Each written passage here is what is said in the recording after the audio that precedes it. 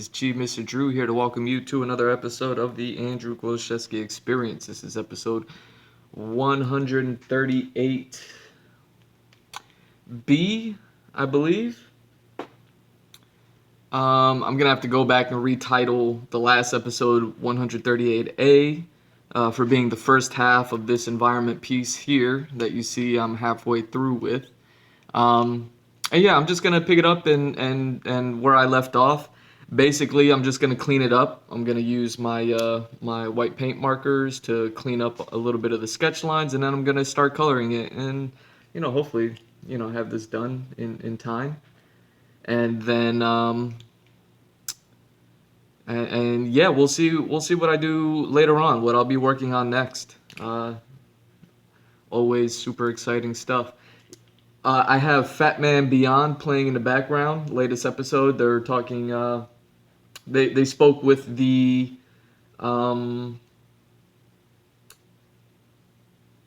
uh, Malcolm Spellman, the guy who kind of wrote Falcon and Winter Soldier or something like that.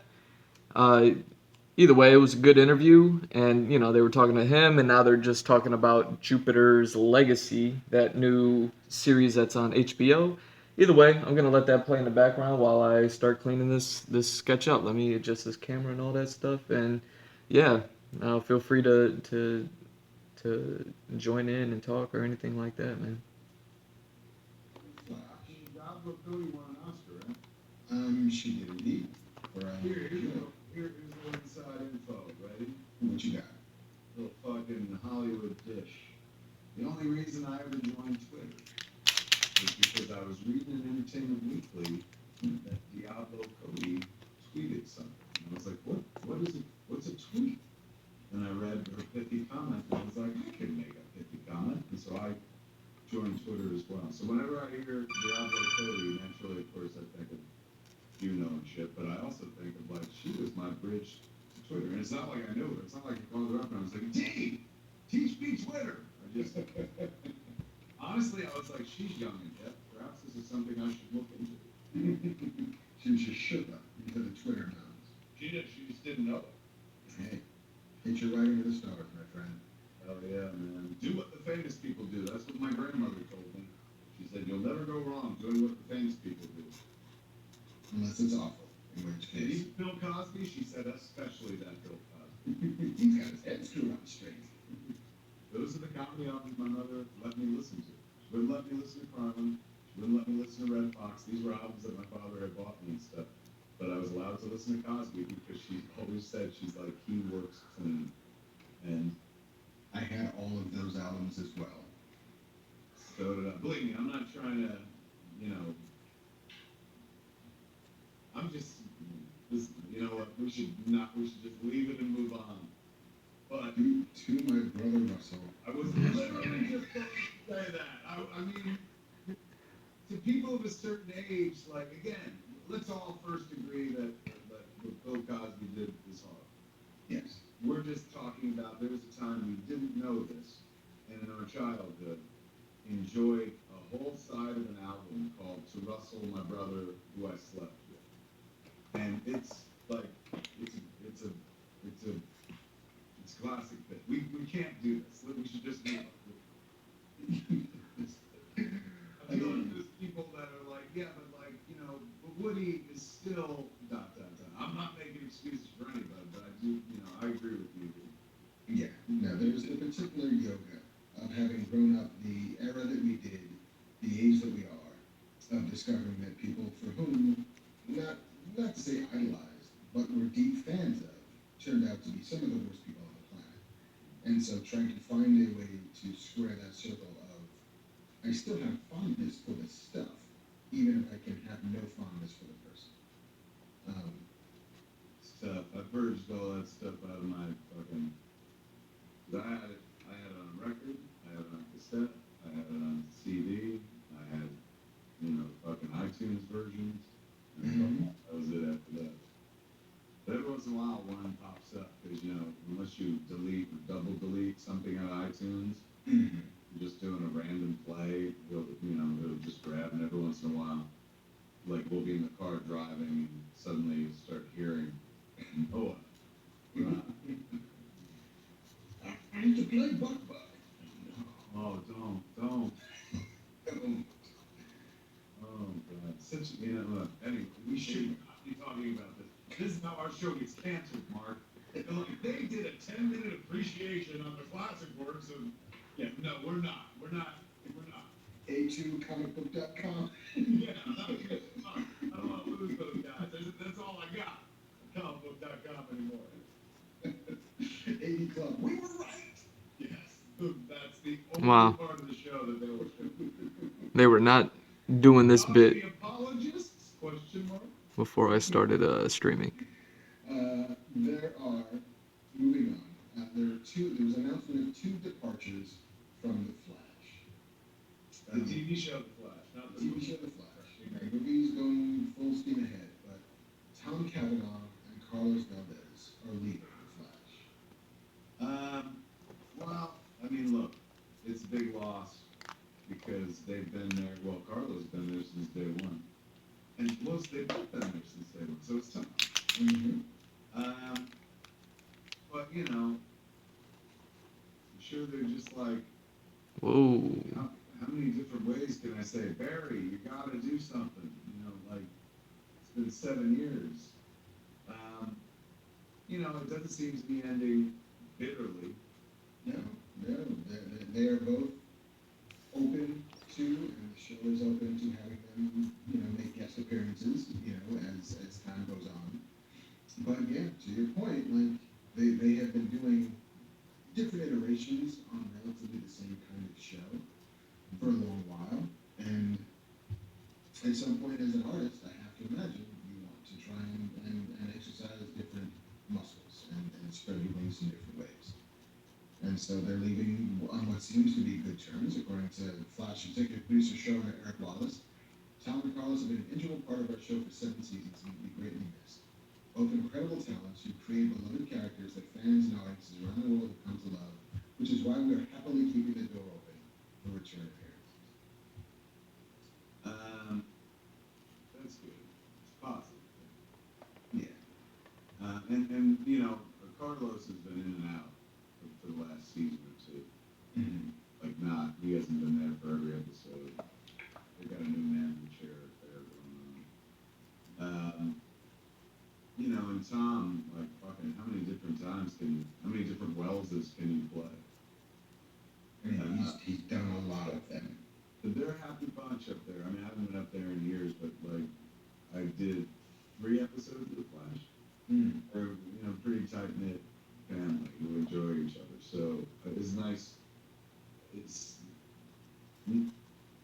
sad that all good things come to an end, and right now these 2 guys are heading off into the sunset. Although they can come back and visit and whatnot. But it's a happy time for those cats because they're like, all right, what's next? Like Los is a really thoughtful kid, and I remember having a chit chat with him on set once, like I think I was there for the 2nd episode that I did, and he talked about like trying to figure out how long he would stay with the show. He's like, I love it here, but like my 20s are going to be spent inside this concrete block, and shouldn't I want to live life? Shouldn't I? Yeah. So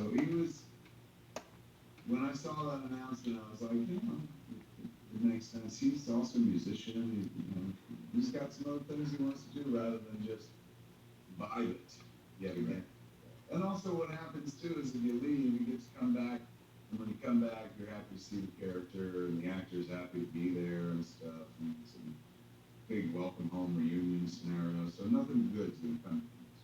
Yeah, I mean, and it's the truth of it is, if you're an actor, especially a young actor, and you play your cards right, and you've had a series regular role for 7 or 8 years, sometimes that's all you get.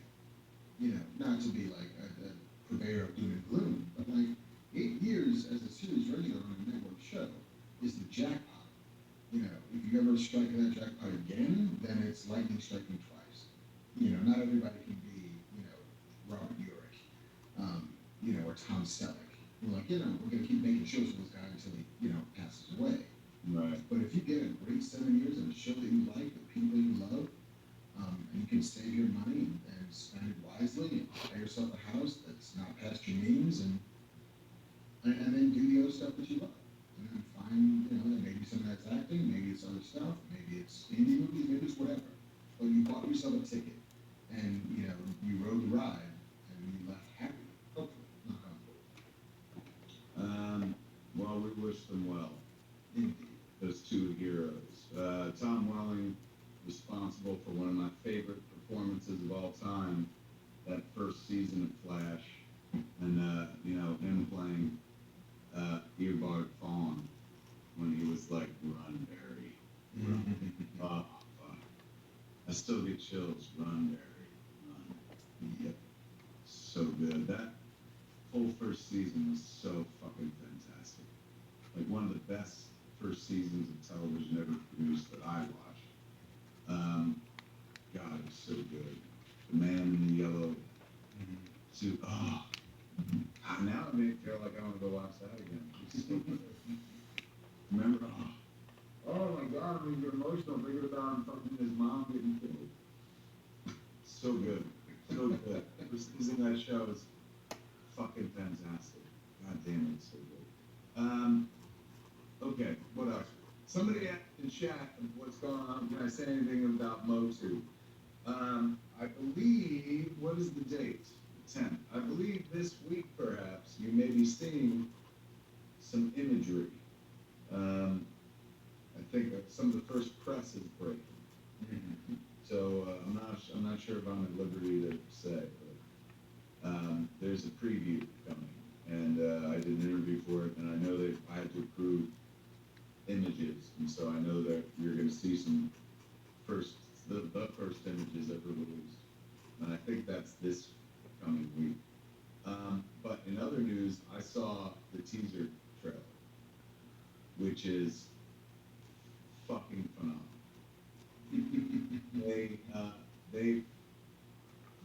It's about a minute and a half. They found a piece of music that's just absolute Jeff's kiss. Is it now?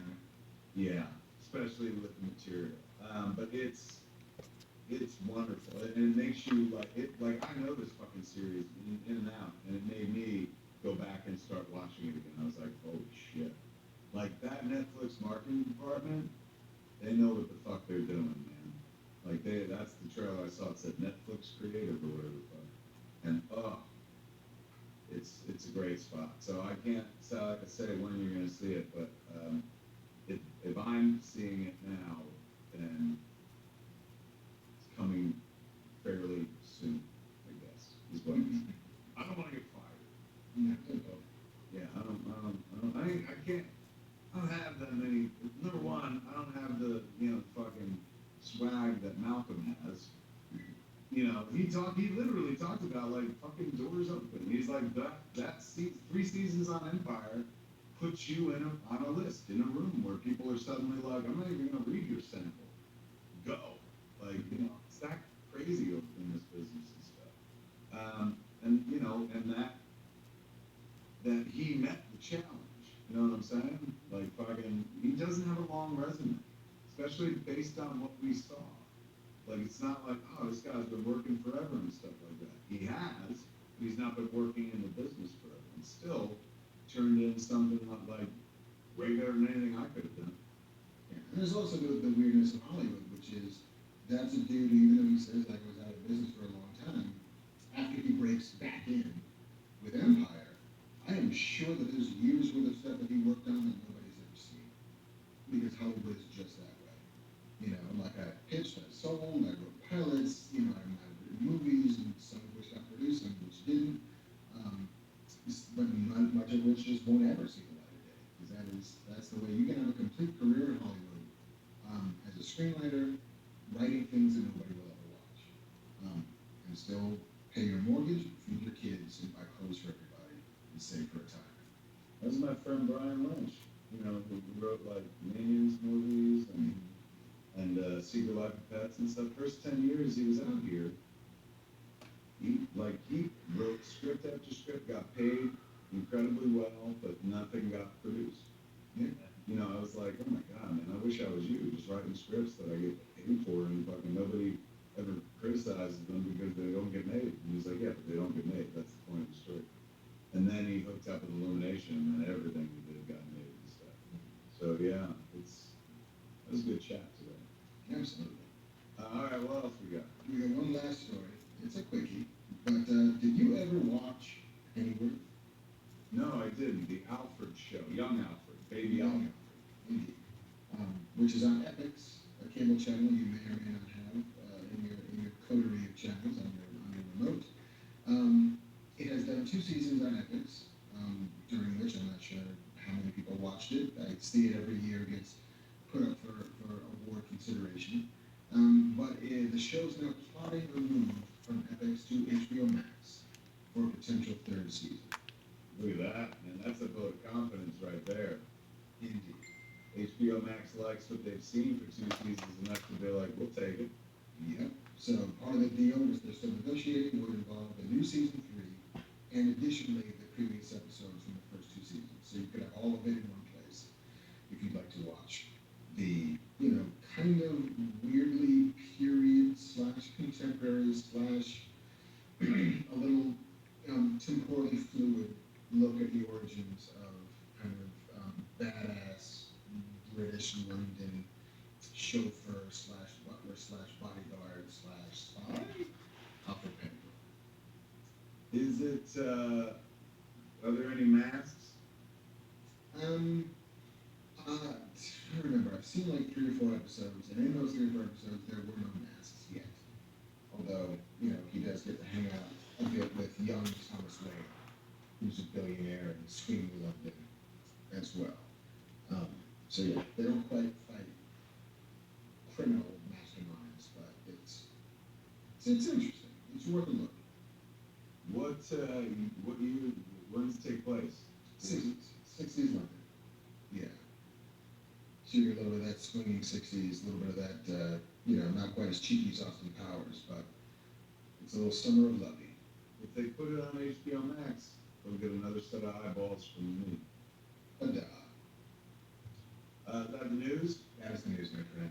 There it is, kids. Mark brought you the news, man. You wanted to hear about the news? Well, the news has been heard about, thanks It's to... been done grown. He broke it right here. You can't fix it. It's unfixable. News. Hey, Banff boy. It's time for questions. Bam. Yeah, that's expensive sound effect can only mean one thing, kids. Time for Q&A with JC. JC, I see you being very active in chat. Yeah, I'm just talking to people. Somebody just messaged us from Moscow, and it sparked something in my head. I just finished watching, which I think Mark talked about on the show like 6 months ago, the Wind of Change podcast. Have you heard of this? So good, right? It is so good. It's 8 episodes about how the CIA may have written the song Wind of Change and given it to the Scorpions. It's so good. I've heard a version of the story to like infiltrate and bring down The Soviet Union. Soviet Union. Yeah. Yeah. Really good. And that's what it's a podcast? It's a podcast from a journalist from the New Yorker. So Are good. they talking about turning it into a movie or series yet? So I don't know. I was listening to it. I'm like, this would be better than Argo. And then in like episode 2, he's like, this story reminds me of Argo. And it's like, well, okay, this has already been sold, I'm sure. Yeah, I remember hearing, like about 6 months ago, that there was a bit of a bidding war to see who was going to get their hands on Winds of Change. Because, yeah, like you listen to one episode and go, I see exactly what this movie is. You listen to like 4 or 5 of them, it's like, oh, that's a good story I didn't expect. And then by the time you get to 8, it's kind of amazing and a wonderful, wonderful story. The So Winds this of is- Change. I might be doing this for an audience of one, but, and I probably shouldn't say this out loud, but what the hell. One of my friends used to work for Doc McGee, and we would go out to the Rainbow on Sunset Strip and drink until 2 o'clock in the morning, and they go back to Doc's office. And in Doc's office, he literally has a jar with $1 million that he shredded sitting in it. So everything you hear in that podcast about Doc McGee is totally believable. Anyways, endorsing a podcast that has nothing to do with us, but it's No, well, no, that's people tune into this show to hear about shit they know about and shit they don't know about. So you're doing exactly what you should be. Before we head into the Q&A, though, a lot of people in chat have brought this up. Frank McRae just died. Frank was an actor in License to Kill and The Last Action Hero. No. NFL player turned actor who appeared in the James Bond film License to Kill, and in The Last Action Hero died April 29th of a heart attack in Santa Monica. He was 80. Born in Memphis, he attended Tennessee State University, and he was a defensive tackle for the Chicago Bears and the LA Rams. But here's his list of movies. Last Action Hero, Hard Times, Norma Ray, Red Dawn, Big Wednesday, Fist, with Sylvester Stallone, who he also appeared in in Paradise Alley, Lock Up, and Rocky II.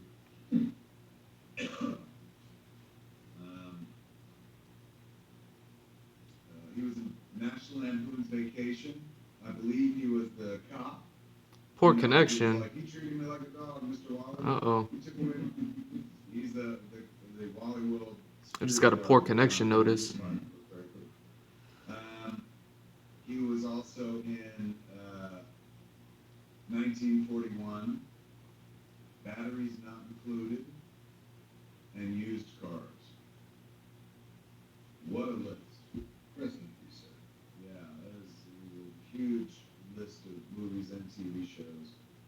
A guy who, was, he wasn't ever the star, but those cats would have glued a cartilage of a movie, man. He was so familiar, you saw him again and again and stuff. That's usually the mark of a quality character actor. You see them a lot all the time. But sadly, you won't see Frank McRae anymore, dead at age 80. There's one other piece of news we didn't cover. It was not expressly about the nerd stuff, but it is the ongoing travails of the Golden Globes, which had come under attack about a month ago or so, I'll say, by the LA Times, who discovered that, like, in the 40-year history of the Globes, they've only ever had, like, 2 black members of the Hollywood Foreign Press Association, which has only ever been, like, 40 or 45 people at a clip. And so, after coming under fire, they made some apparently half-assed attempt to try and diversify their membership, which fell on deaf ears. And so all of the studios are beginning to pull out. Amazon, Netflix, I think Paramount might have pulled out. Tom Cruise has returned his 3 Golden Globes that he won. And I think as of today, NBC has canceled the Golden Globes. Holy shit. As a telecast. Oh no, whatever will we do without the Golden Globes? My goodness, it's unclear. I think, however, we shall persevere. So strange, but at the same time, strange that it's even lasted as long as it has. Yeah. The least taste, the weirdest boondoggle, but okay. It's an excuse for famous people to get dressed up. Hey, Bamf boy, get your ass back. Bam. Yeah. Bamf boy, let me ask you this. Goddamn, it was in chat and somebody brought it up and I was like, oh shit, I gotta bring that up. Something that you did or saw. Schmodown? Yes, the Schmodown, thank you. What happened with Schmodown? I won my Schmodown match. It was a Star Wars match, so it wasn't probably. I didn't get any cool early questions, but right before the match, it was on May the 4th, so I was at Scum and Villainy, and the manifold on the soda gun exploded, and so it was spraying freezing cold seltzer water all over the bar at like 2 o'clock in the afternoon. So I'm trying to fix it with duct tape. I'm drenched. Then I had to jump in my car, sit in traffic, and I got home just as I was going on the show. And one of the first questions was, who directed Rogue One? And I couldn't pull it out of my head. And so I've been getting endless shit from everybody for the last week about who directed Rogue One. But I still won. I still pulled it off. Congratulations. Thank you. Hopefully, and now I've been on Twitter razzing people. I'm in the like minor leagues, so I'm starting to razz people in the real schmodown that I'm coming for in the Star Wars division.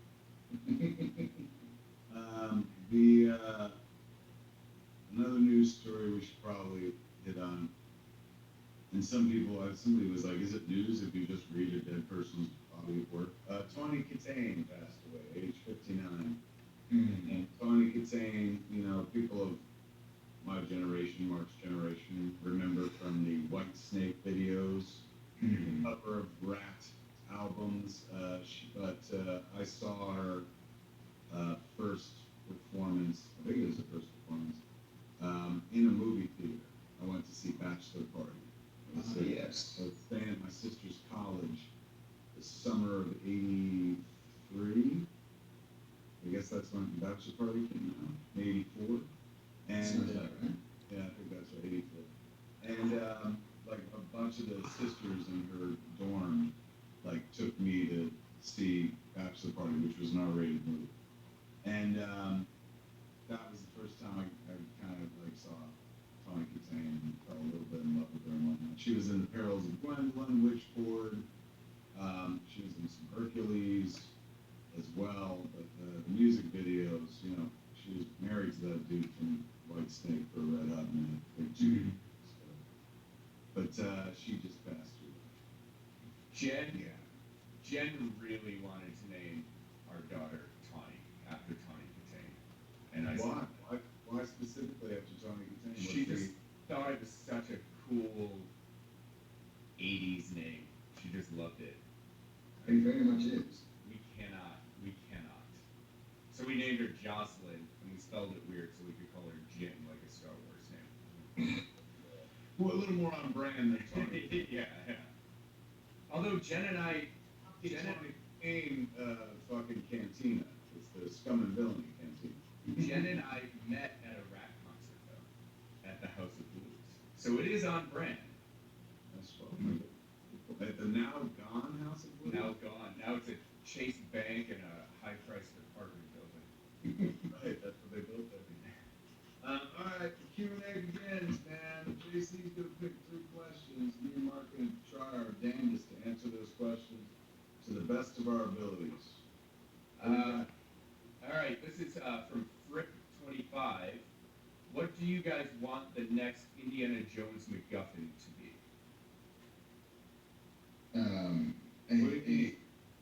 The thing they're chasing, Oh, so like whether it's the Lost Ark or the fucking Holy Grail, or Crystal Skull. Mhm. What year is that? we don't know.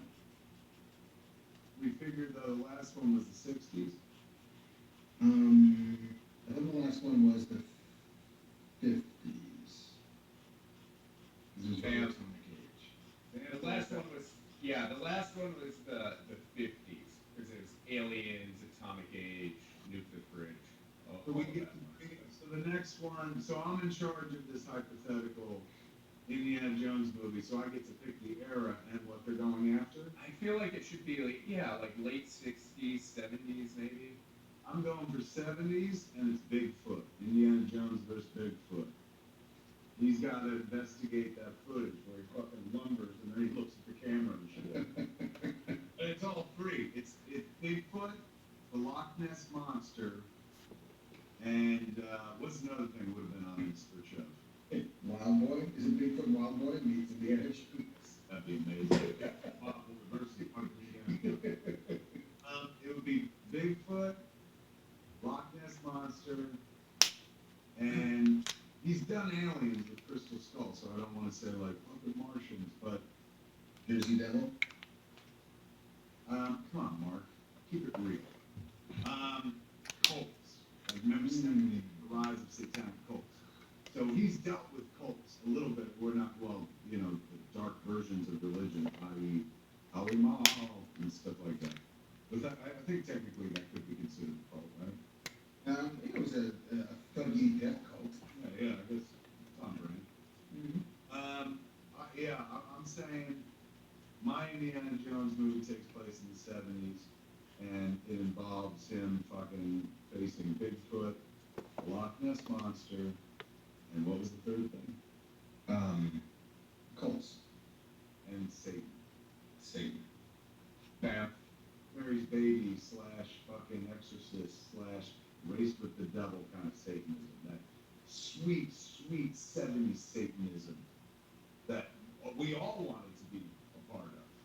And you know, now it's been so fucking glamorized and like it's so bougie. But back then, that was when Satanism was metal. Yeah, boy, what do you have to say? There was I believe it was a Star Wars Tales comic, probably 20 years ago now, that Indiana Jones is adventuring through some lush, thick jungle trying to find Bigfoot. And it turns out Bigfoot was Chewbacca, and that the Millennium Falcon had crashed into this jungle a long time ago. And it's super fun. Mark? I think it's Indiana Jones and the Titanium Hip. Because Harrison Ford is not a spring chicken. That's very true, man. Honestly, it should be Indiana Jones meets Cocoon. Where they're When you like, die, you'll never be like, I'm gonna go with them because I'll never get older and I'll never die. Who let this guy in my fucking house? All right, damn boy, that's one question down. You gotta feed us another goddamn question. Bam. All right. We got another one. This one is from Christopher Hyde. Christopher wants to know: we all have those movie scores that when we hear, we are instantly happy. What would be on your Mount Rushmore of movie scores? A franchise like Star Wars would include. It would be like Star Wars would be one thing.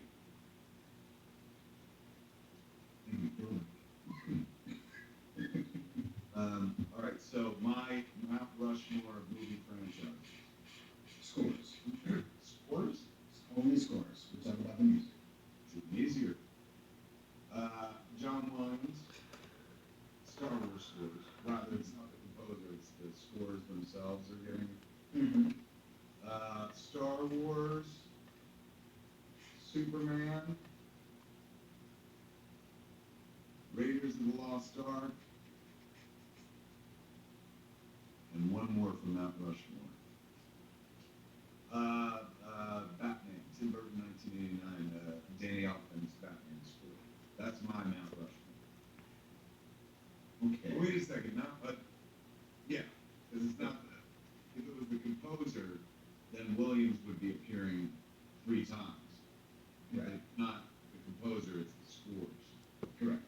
All right, Superman, Star Wars, the collective Star Wars catalog, the collective Indiana Jones catalog, Raiders of the Lost Ark, and Danny Elfman's Batman score.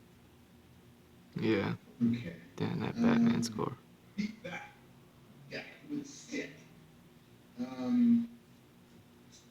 Basil Poldoris's Conan the Barbarian score.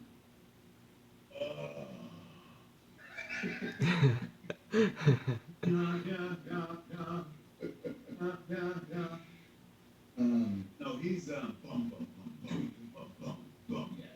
Bum bum bum bum. Bum bum bum bum bum. These guys.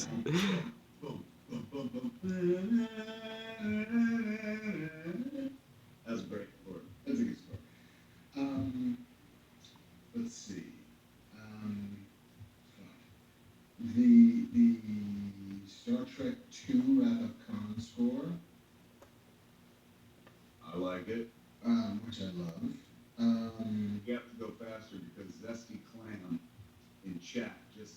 know it's free, but goddamn, this is boring. Thank you, Zesty Clown. Sorry. Sorry, we're not throw a minute here, man. You said we had, fucking Malcolm Spellman was giving it. Now we're in the cool down hour. This is like almost the end of the show. Yeah, come on, man. You I can't think say I it's also nice. Don't say nothing at all. That's all. I also go Star Wars. Clearly, you can't not go Star Wars.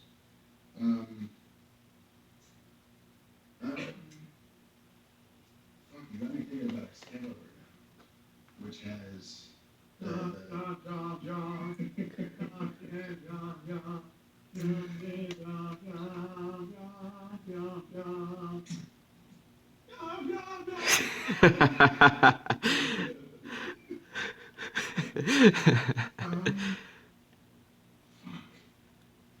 See now, my head keeps getting stuck with soundtracks now, and so like I would want Purple Rain on there, or I would want fucking the Muppet movie on there. But the scores of those movies aren't so great as much as the soundtracks are great. But you're talking needle drop. That's a whole different Mount Rushmore. It's a totally different Mount Rushmore. So I think for my fourth, I'm going to go Harry Potter. Yeah,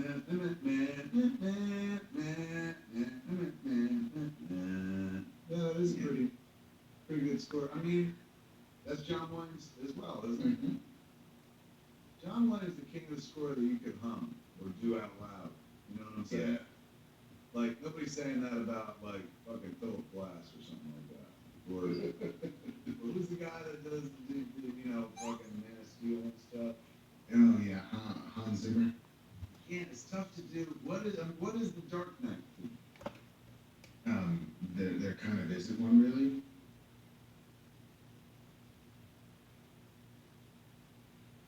Is that right? I mean, there's a score, but there's no. And shit like that. It's Nolan, which means that there's not real theme, because I think they're like the anti-theme. They ain't like Elephants.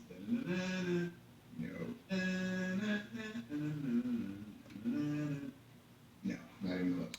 Man, God, remember the opening of Batman 1989? if only these guys knew about Final Fantasy. Like that score I'm sure they would have told you. Final Fantasy on their list. Like this ain't.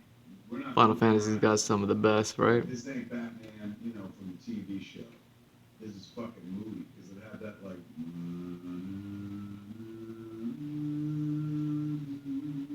That haunting like. Yeah, man. Something bad happened to this boy's past. Something bad happened. Something bad happened. So I'm trying to entertain Zesty Clan, Mark. I'm doing my He's not best. a great man. He's just decided that he's just not a fan.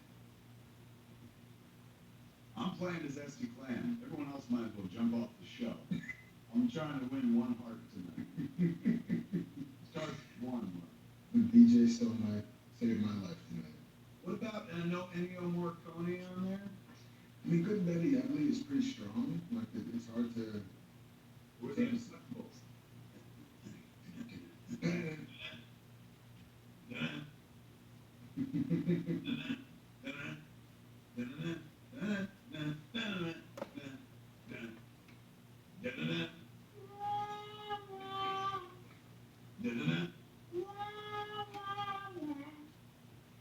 See, I feel like we're missing.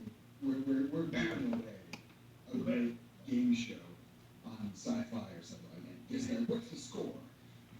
There's celebrities performing acapella versions of favorite scores. Legit pitch that. That's a good fucking show, man.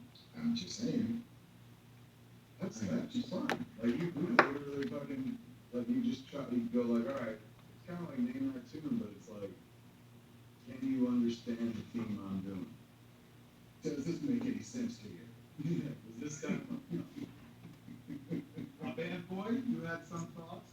I was gonna say, I mean, Lord of the Rings is an easy pick, or Star Wars. Probably would be what I would put, but just to be different, I would pick Top Gun. I think is really strong. Rocky, The Rocky franchise is really strong. Does Rocky, yeah, you know what the Bill Conti score is?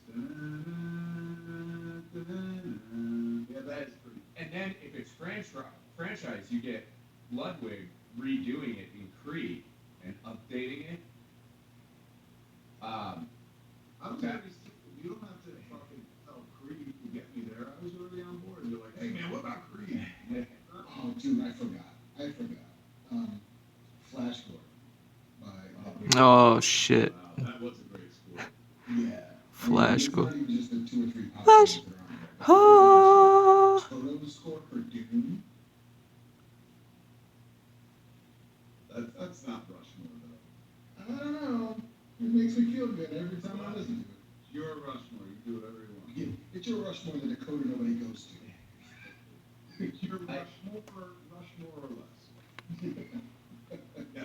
Yes, JC. I was also gonna say The Natural, Oh, sorry. which is Back in the camera. fanfare for a common man, which they use on in every epic Olympics type thing ever. I pull it up and listen to it now, but you know we get excited.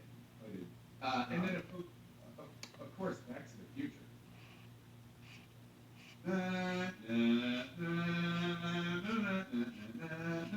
Who did that? Is it Goldsmith? No, Back to the Future is Alan Silvestri? Sylvester, yeah. I mean, also, fucking, you know, I mean, there's some great music in Endgame. Yeah. Agreed. I just watched the last hour of that on the plane on my way home. Good, why would you? God damn it, that movie's so fucking great. Two of my favorite moments in cinematic history happened in like the third act of that movie. One is, you know, fucking Cap picking up the hammer. And the other is Tony Stark, you know, going, and I am Iron Man. And just the way he fucking, like, he has such a fuck you face when he snaps, like, so. All right, what else we got? Bam. Okay, last question. From Andrew Chambers. After 38 years, I just read my first comic book ever, The Watchmen. What would be your top graphic novels you'd recommend to a new reader? For me, I would say The Dark Knight Returns, seminal Batman work by Frank Miller. I would say Mage, The Hero Discovered by Matt Wagner. I would say, they already said The Watchmen, correct? I would say Heroes by Kurt Busiek and Alex Ross. I would say God Loves, Man Kills by Chris Claremont. Am I correct on that? Yeah. Maybe John Byrne as well. I would say The Longbow Hunters by Mike Grell. This is nobody ever shouts this out, but Camelot 3000 by Alan Moore. Anything by Alan Moore, but you got The Watchmen. You're already moving in the right direction. Was that Alan Moore? Did he do Camelot? That, Oop, sorry, bumping that camera. now you got me down myself. Yeah, I'm like 100% sure.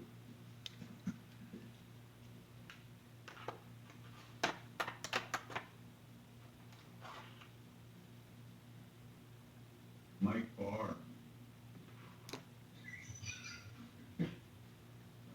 I was just way wrong. You know why? Brian Boland was one of the artists. It's still, yeah, Mike Barr. Oh my God. Why the fuck did I smoked Mike Barr away. Camelot 3000 and literally smoked Alan Moore into the chair. How strange. Speaking of Alan Moore, though, Swamp Thing. Camelot 3000. Mike Barr's Camelot 3000. But Alan Moore's Swamp Thing run.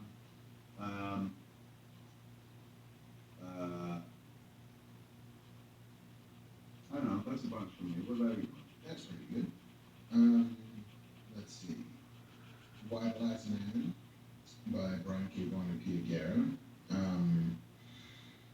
Sandman by Neil Gaiman, and assorted artists. Nick Gaiman's his cousin who's muscle in the fucking rich mob. Boy, I'm on Nick Gaiman. Oh, like, come there. You gonna come up there. Army Brothers books, fancy books, or I'll break your fucking arm, mate. Spare pants for Nick Gaiman.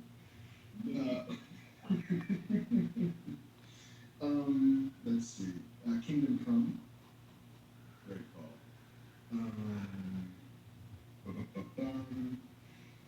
All-Star Superman by Grant Morrison.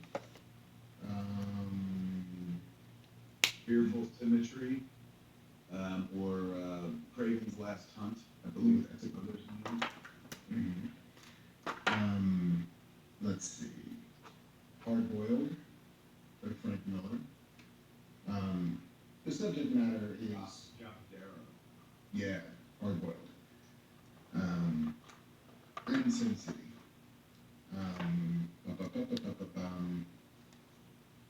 And Planetary.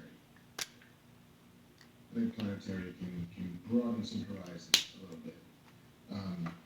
But I think all of those are a pretty good place to start if you're looking to dabble. I'm surprised no one said Blackest Night. And if you're I'd definitely throw Blackest Night then I think you're well served in by there. any of these choices. Good sir. Oh my God, Zesty Clam popping up with a fucking criticism. Isn't this list for newbies? Dark Knight Returns and others like it would be too demanding regarding page layout and clutter on the page. Jesus, Zesty Clam, clam the fuck up. You know, Also- you come with a comment, come with something positive. Doesn't always have to be something fucking negative and shit. And also, Dark Knight Returns is on a 9-panel grid, and if you can't navigate a 9-panel grid, it's perfect for beginners. It is not complex at all. Listen to that guy. That guy. Listen to that guy. Because 9 hours are 12 panels. Even if it's 12 panels, it's still pretty easy to read. You just can't please this fucking Zesty Clam, Mark. You can't do it. I've been trying all night. I've been playing right to him. He gives me nothing except notes. He's a zesty plan. He's more than Zesty. It's a spicy clam. That's what he is. There's some sand caught in that clam. Let's make him a little irritable. I'm not making any threats, Mark. The clams, where I'm from, clams get shucked. They get casino. Did we answer? I think we answered.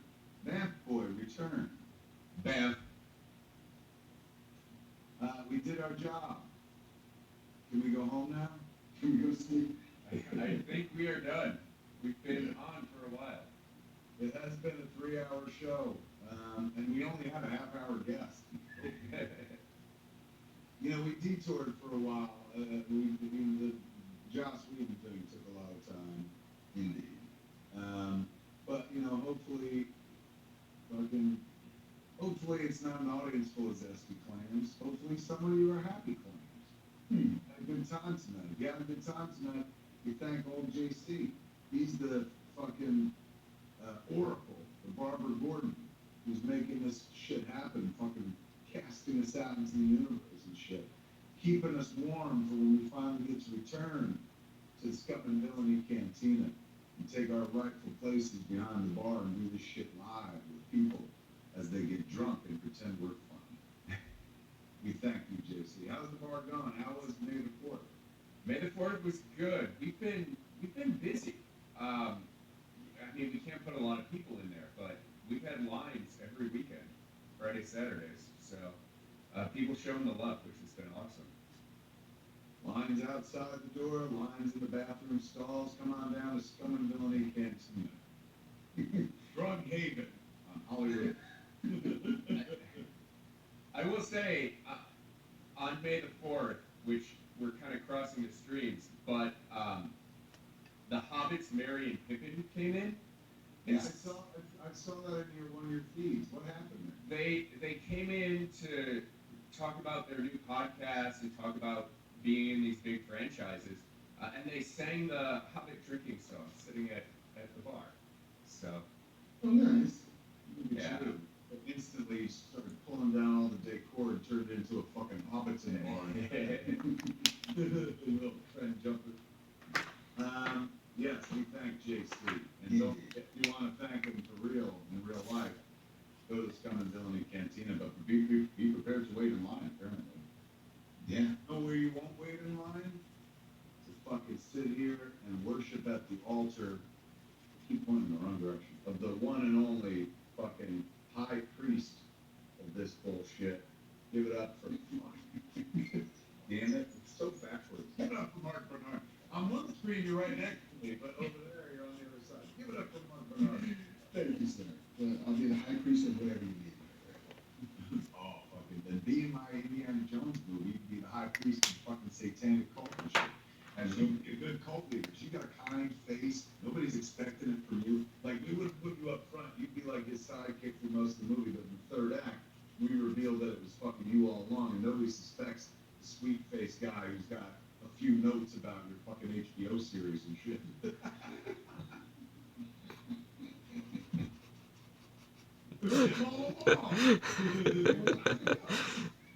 Oh my god. Margaret had so many notes. Just see the comment. Stab me with his notes. Somebody asked in chat, where's the Jeff's Kiss shirt? They're coming. They're coming. The only person who can fucking do it is they're busy. So they're coming, I swear. I've seen them, and they are Jeff's Kiss. And when we have them, you'll be... Let me tell you something. When I fucking announced that they're for sale on this show, if I don't fucking sell out on day one, I'm gonna find all these people that go, where's the Jeff's Kiss shirt? And be like, what happened? And they'll be like, we bought them. There were only 3 of us. We just kept saying it over and over. I'll be like, I built my entire economy on the fact that I thought we were gonna move 1,000 shirts. See one guy in his house with 500 shirts. Be like, I bought as many as I could. Yeah, he's like, oh, it was a cute joke. It wasn't that great. That's what they say about Batman Beyond. It's a cute joke, but it's not that great. But you keep tuning in, and we love you for it, ladies and gentlemen. Come back next week. We'll do more of the same. Probably more like on the weekends, or we finally go to the bar next week. We might be going, who knows? Man, what do I have coming on next? Stage it. We'll let you know. What's next on my In the meantime, stream? that, my friends, is Batman Beyond for this evening. I'm Kevin Smith. And I am Mark Bernard. And you are the people that should tune in same next week, same fat time, same fat channel. And that fat channel, of course, is Smart Death. God damn it. A fucking witch took my tongue away. Podcast.com or YouTube.com/Kevin Smith. Jeff's Kiss Kids. Mwah.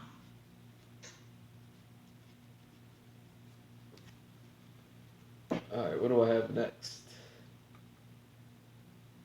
Venom 2 trailer.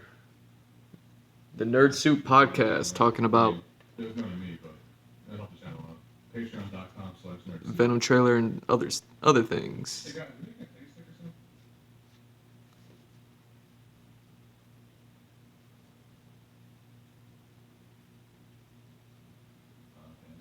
Podcast, Nerd Soup. What are you doing? Are you trying to use this as the theme song? Turn New York out of it. Oh, right, this is the Knicks, right? I'm more of a New York by rockin' type of guy. Yeah, Giants and Jets and Knicks, Yanks and Mets. it's Good so win crazy. last night, right? Yeah, oh, yeah. I think I texted you when they lost to the Nuggets and said the season's over. They're gonna come back and beat the Clippers. You are that New York fan, man. It's just, One I'm good waiting. win. I'm just waiting, man. I'm waiting for the debacle, and it hasn't happened yet. And we lost like 3 or 4 straight to good teams, and I thought that was it. You know, the Suns game and the Nuggets game, it was surprising to see them get blown out because they haven't been blown They out. talk in sports months. sometimes. They've lost games, but it's always. I never know anything about sports. They're in it, and yeah, they're always in it. So yeah, They covered the spread like I think 16 games in a row. right. No, they make a lot of people a lot of money. Not me though. They're smart enough to bet on it. Yeah, right. Choosing the right games, but it's been a fun season, man. It's been so exciting. That's why I didn't invite Nash here because if it would have been us 3, we could have just did a next podcast. I mean, I'm not opposed to that.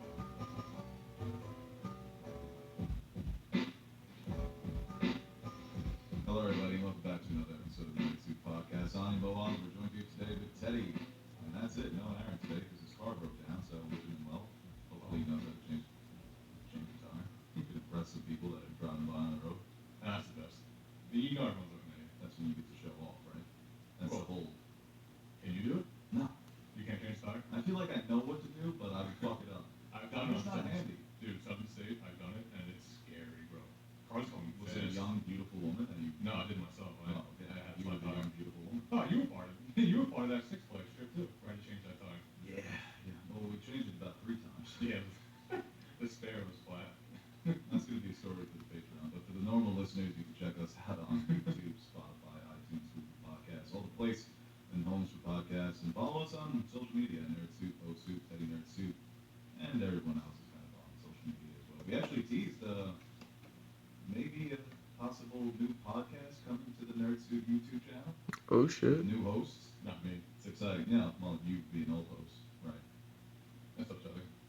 I guess it's not bad. We're branching out. We have a title, too. We have a workshop in the title. So it's out already, pretty much. You do It's it not right out. We have a logo. Hey, I mean, we're trying something new. It's in the works. It might It's happen. a separate podcasting hosting website as well. But no, we've got some stories here to tell about, some new trailers that people are excited about on Twitter. New trailer, new set photos from official movies coming out. Any of the stories catch your eye? Honestly, the Venom one. This is one. And top story, right? I had Just get into it. to go into it.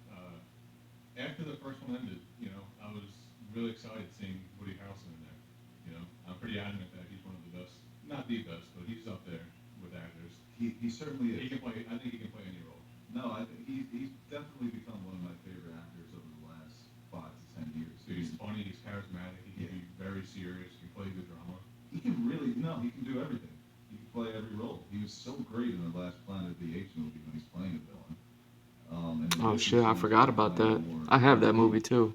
Can't believe I forgot about that. Which he is a charismatic guy, and by all accounts, Carnage is pretty cuckoo.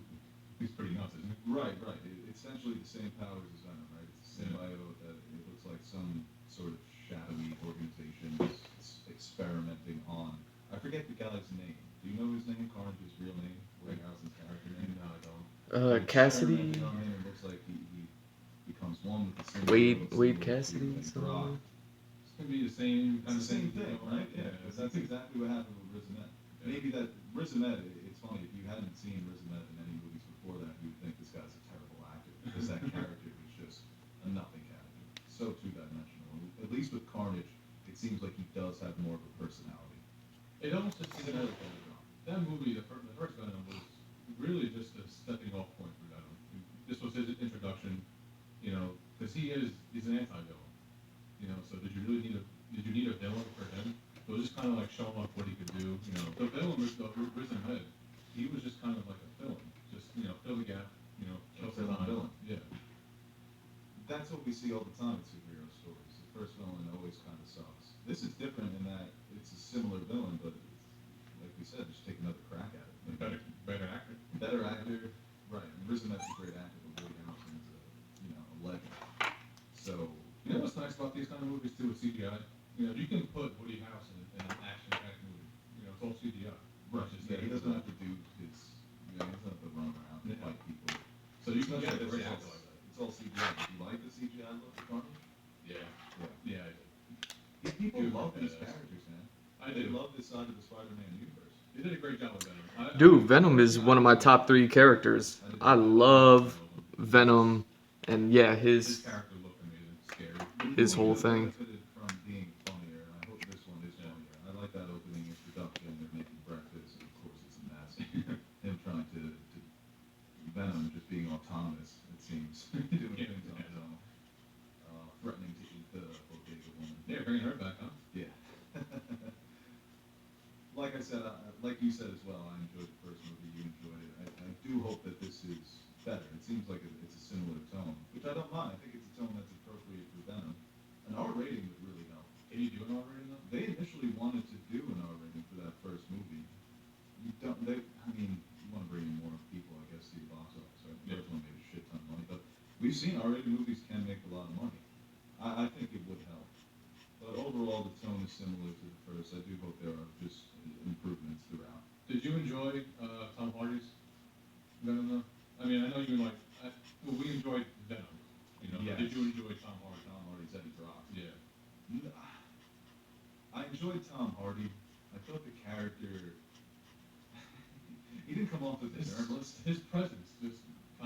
the way he like walks around in the movie. You know, it's Right, he's very sluggish. yeah, Like, he's always out of breath. yeah. Wow. No braces, everything's hands-free. I wasn't so lucky. Invis is not your parents' braces. Invis is faster than braces and the clear aligner brand most trusted by doctors. Invisalign. He needs a shower. A He vacation. does look like one. Yeah, he looks like he kind of smells. He's not showering that much. Not a lot of personal hygiene there. He came into the movie a disheveled Eddie Brock that you would expect to see him like that after he met. Yeah, find his relationship with his girlfriend. Or Yeah, the relationship wasn't great. Yeah. Michelle Williams, when she became hot Venom for those 2 Yeah, minutes. that's Hold us I up. told you I could play dirty. God. Yeah, that wasn't so great. Hopefully, there's no relationship in this one. It's just Eddie. Is he? He's we'll see if going. he becomes a hero. They ended the first one with him saying we're going to the city, right? So is this gonna be taking place in New York? You saw it daily. You saw in the trailer Daily Bugle, like was being read. I don't know by who though, but And there were also connections. You pointed this out before the pod. There were connections to the Spider-Man universe. Right? yeah. Even in the first movie, they made it seem like this movie is MCU canon. The astronaut that brought the symbiote to Earth from space was Jonah Jameson, and that's the son of J. Jonah Jameson. Right, J. Jonah Jameson, who does exist in the Spider-Man movies now, Yeah. as J.K. Simmons returning.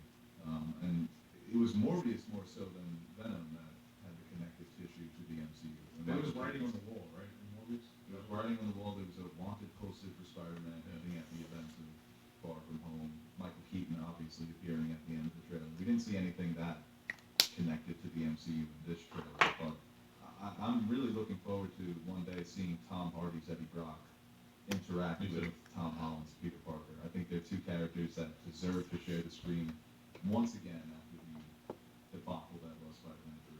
You know, it would be cool if they brought No, I in don't get it. Spider-Man right now, and they teamed up to fight Carnage. I'd enjoy to see that. Well, I you think saw Tom it. Holland appears in this? You could. You never know. I would say there's a 5% chance that Tom Holland appears in an after credits. I'll take that. What? 5 out of what? 10 or 100? 5 out of 100. Really? 5%. All right. Yeah. It's possible, but You never know with Marvel. it's not even necessary, I think, because these stories are very much going to be existing in their own pocket universe. You're never going to see the MCU address Venom, but I think that Venom can appear in the MCU. The stories don't have to cross over. That's how No. comics act all the time. I think that's better for the storytellers, knowing that there isn't any pressure to try and connect it to the universe. Exactly. It's not really your That's what Marvel does so great, man. You know, we always compare Marvel and DC, and DC just like tries to force things upon us, and Marvel doesn't do that. Marvel just knows that they don't have to do these things. And Sony was going in that direction until they started working with Marvel. I think a lot of those. They just hear like team up, or they think more people would be put in this, like the more it'll sell. But if you don't have a good story, man, it's just the pieces don't align right, and then you're screwed in the future. Right, and Venom 2 being a good movie, I think will really benefit the fans because we may start to see more crossover between these Right. franchises because Feige and the crew over there at Disney will be more open, more receptive to bring them on in. Especially if it's good. Yeah, That makes money. it's. Why not? I hope it's good. Andy Serkis, we didn't even mention that. Andy Serkis directing. I don't know if this is his second or maybe third feature film that he's done. I know he did the Jungle Book adaptation a while back that was picked up by Netflix. Not a lot of people loved it, but it's interesting to see a guy who's been in front of the camera in so many different blockbuster films now take a step back and bring his vision to life in the director's chair. So rooting for him. I'm looking forward to this. Yeah, me too. All right, let's move on to the next story here. We have Army of the Dead, Zack Snyder's thrilling zombie movie that is coming to Netflix soon. Can you actually look up a release date? Because I'm not sure when this is coming out. But apparently it's getting some positive reactions on Twitter. People have seen it. We haven't seen it because Netflix has yet to send us screeners. You have to apply to this thing, like this press membership thing. And they're like, oh, we'll get back to you shortly. It's been months. I've been trying it all 2020. God damn May it. 21st.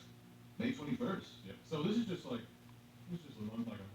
blockbuster, not a blockbuster movie, just like an action movie, just to watch. No ties, anything. No ties, completely original. I don't know if it's, well, actually, it might be based on a story. It probably is. The premise to me has been fascinating since it was announced that it's a zombie apocalyptic world where people are still kind of just doing normal things. They're a heist team trying to rob a casino, and there just happens to be zombies. The cast is fun. Dave Bautista is one of my favorite actors, action stars working today. And this is, I mean, this is kind of the movies that I want to see Zack Snyder making, right? Senseless fun, you know, action packed, nothing tied to it. Do your own thing. Yeah, I That's the think way to go. Yeah, he He's just very director, really, right? better Michael Bay. He just needs to find that sweet spot, and I think this is definitely it. I mean, yeah, like you said, for any director, but with Zack Snyder, I just the way that he likes to tell stories, it's better when the story isn't that complex. It Exactly. should be more bigger picture. Just the bigger picture. You don't. You obviously want to make the heist clever, and hopefully the writing does match his visuals. But this is where he can just show off. This is a kid in the candy store when it comes to. You imagine all the slow motion shots where you get a zombies being That's impaled. You know that question we got last Bob? What's one director that you want to like not do something? Critique them. Can we not do slow motion shots, or at least tone down the slow motion You know shots? about 40% of this movie. A nice slow motion one. So Yeah. the premise, though, the story of this movie is about this heist team, and they're just going on a plane heist, and that's really it. And like, an obstacle is zombies. So Like, is there a big bad, like a boss that they're working for? So the description we have here is ragtag mercenaries led by Dave Bautista's Scott Ward. The group realizes the zombies are much smarter than them, and they must use everything they have, from their weapons and unique survival abilities, to make it out alive. So I guess that's they're doing this heist, and then they realize that the zombies. Well, there were some moments in the trailer that kind of indicated that the zombies may be thinking on their feet more so than other zombies. That's a unique look at it, Didn't man. they always hint at that in The Walking Dead with the Whisperers? They were zombies who were still kind of there that could communicate and shit. I honestly, You stopped watching I that? stopped watching Walking Dead after season 4, unfortunately. That's kind of the reason Walking Dead didn't stay interesting, is because they never evolved on the zombie lore. I don't even think not the zombie lore, the lore in the whole fucking show. It's the same thing every single episode. They stumble upon a group that like wouldn't take each other in, and then it's a fight for the territory. Right. I think that You would have benefited more from what you just said. You expand on the zombies. Well, also when you don't overdo it. Yeah, Or right. like what Resident Evil's done. Right. You know, I think it's a three movie max for zombies, because it's not what you can do, man. This definitely has the makings of a cult classic, where it is a one-off. It's not a franchise story, right? And I can't imagine you could get Army of the Dead too. Well, actually, Hey, you don't say that. right. Another heist. That actually sounds like it's a good movie. Yeah. But these are the movies that I want Zack Snyder to continue making for the rest of his career. Don't touch any of the DC characters or superhero pre-existing characters. Make films like this. Search out writers and stories that fit your visual aesthetic and your storytelling capabilities. Mhm. But I'm excited. Snyder getting positive reviews. 2 movies in 1 year. What the fuck? That's a big for him, man. That's on fire. I'm pumped for like just a movie like you said, it's like relax the brain and just watch. And enjoy. Yes. Because there's Yeah, that would be brilliance nice. in making a good movie like Everything's been meaning so much lately. just because the movie isn't that complex from a narrative standpoint, but there is true genius to that, and I think that's where You can he make it really funny. shine. You can make it action. You know. The trailer looked funny, and I love Dave Bautista, man. I think he's a great leading action star. You see what he came out with? Yeah, that he's one of the Drax sitting there. Well, yeah, and there's gonna be a Drax. It's just not gonna be him. That's exciting. I think that he will definitely come back and says, "Hey, Mr. Bautista, you want $20 million? Yeah. You want? Do you like money? Spin off movie? Yeah. Do you like money? I know you got got a a lot lot of of it, but you gotta think about your future. Are you 40 something? Well, You have that much more time left there. He said by the time Guardians 3 comes out, he'll be 54, and he said that he's gonna be sagging in places that he used to not.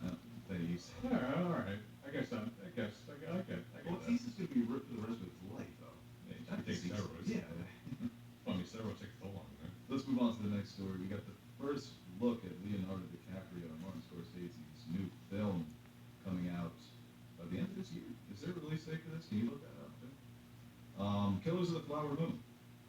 And this is a story that we've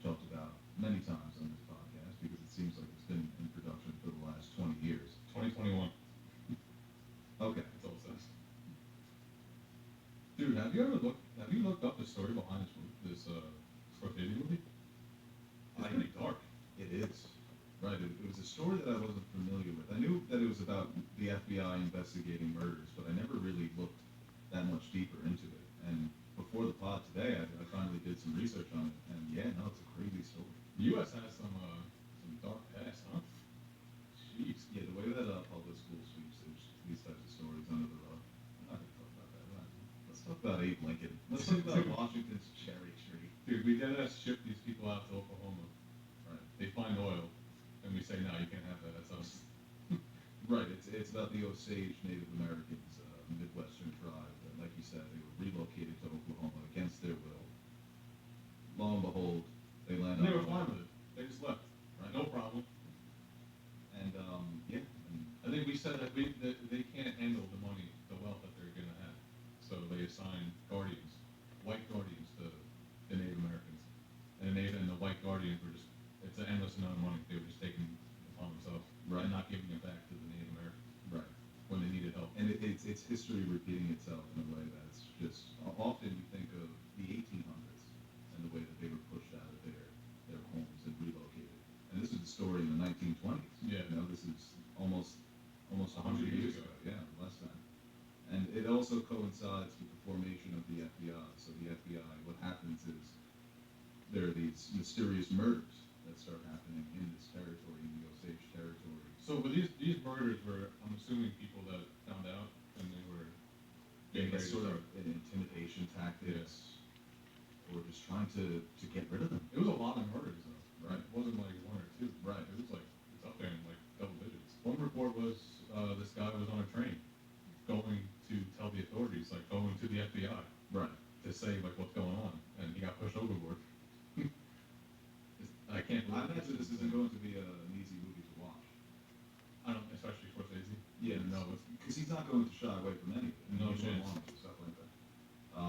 Need to get that fixed, huh? yes, I do. Yeah, he's not going to shy away from any of it. It's going to have you on your toes like The Departed, because obviously with these murders being committed and You don't know who's who. You Like, don't know who's right. FBI, who's not FBI, who's Yeah. listening, who's not listening. It's one of those stories where you can't trust anyone. And I don't know what role Leonardo DiCaprio is playing. Do you know what his role is? I don't know if he's an FBI agent or if he's someone helping the Native Americans. Couldn't say. Yeah, because that set photo has him. He doesn't look like he's in that great of a mental state. Yeah. And he's sitting next to Lily Gladstone. I want to say, if I had to guess, he's gonna be one of the Guardians. That was sent from the FBI. Maybe he'll be like to look over the money. look over the money and then he realizes what's really going down. Yeah. One of those kind of redemption arcs within it where he helps them out. I don't know. I always thought about that. Like, what, if I go in my backyard and start digging, for argument's sake, and I strike oil, it's the government's oil. You only own like 6 feet down or 10 feet down under your in your property. Yeah, but no, I never knew that. every goddamn way. I mean, it costs money to go to the beach. That's true. They're like, this is our land. And Scorsese having De Niro and DiCaprio. Oh, De Niro is going to be in this, right? Yeah. Like, I wonder if he's is there any doubt that this would be a bad movie? There's zero doubt, right? Scorsese, De Niro, and DiCaprio. probably a certified banger. Yeah. Scorsese, there's no sign of slowing down with that guy. Scorsese is the guy with the 9 or 10 movies, right? What do you mean? No, that's Tarantino. No, Tarantino. I think Once Upon a Time in Hollywood was the 10. Yeah. Or the 9th, and the 10th one is coming. Oh, he's almost It's going to be done. Star Trek. This is also the highest budget. No, I think his 10th movie might be the Kill Bill Volume 3 An epic that spans, with the grown-up girl assassin. and they really dive into the conspiracy. I'm Like I big. said, Scorsese leaves no But- stone unturned. We'll And I'm see. big a conspiracy theory, so Could be I'm anything. gonna be all over this one. I Yeah. might go into a little wormhole later on YouTube looking up this stuff. This is very, very fascinating. One of my Very favorite- dark too, but to know that we would do something like this. Right. But not what's the word? Surprising. Not surprising. Yeah. Right. One of my favorite movies is All the President's Men. It's about Bob Woodward taking down Nixon. And that movie, there's just so much tension. Characters being put in threatening positions because of what they're uncovering. And I imagine that this movie is going to have similar vibes to that, where characters are not safe looking over their shoulders. Yeah, so I think we're both very excited for this movie.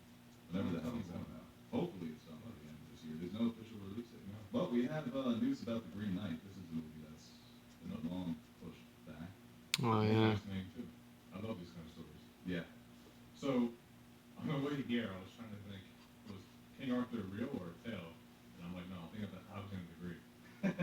So there was no King Arthur pulling a sword out of stone in real life. No, that is disputed. That may not be historically accurate. But yeah, this is an old fable, right? Yeah. The Green Knight, about one of King Arthur's knights of the Round Table going off to confront the Green Knight. And this is a movie that was supposed to come out in 2020. I remember the pandemic hit, and then there was just basically no news about it. We got that trailer. I remember talking about this actually now. Yeah. I remember saying, I think this exact thing, that I love this kind of like these kind of like history. Right. Not history, but like Well, it's based on an old story, so yeah, it's mythology. yeah. But you would think there would be already a good King Arthur movie, because I know they did make one not Yeah, like they- 10 years ago. Guy Ritchie, The Son of Anarchy guy, I forget his name. And that was Charlie Hunnam, Was it? No. I didn't think it was that good. Guy Ritchie. Yeah, Charlie Hunnam. We actually got invited to a screener for that movie. Me and Aaron, we saw it early. King Arthur movie? Yeah. What is that? 2017? Yeah, 2017. Something like that. 4 years ago. Yeah. Yeah. I watched that movie a few Story, times, I mean, trying to convince myself it wasn't Story bad. lends itself to a blockbuster movie. For real. So it's We're still waiting on that perfect, not perfect, but great King Arthur movie. Yeah. it's a giant knight that if you get a hit on him, you're gonna die, or you have like a year and like 1 month to live, and he's gonna like come find you. Is that the story? I have no idea. I think it's a story where it's like if you get a hit on this knight, you have like pretty much a year to live. And I could be wrong, but Okay. Yeah, no, I'm not too familiar with it. All I know is that he goes off to confront I just looked at the Wikipedia. he goes off to confront The Green Knight. the Green Knight. Yes.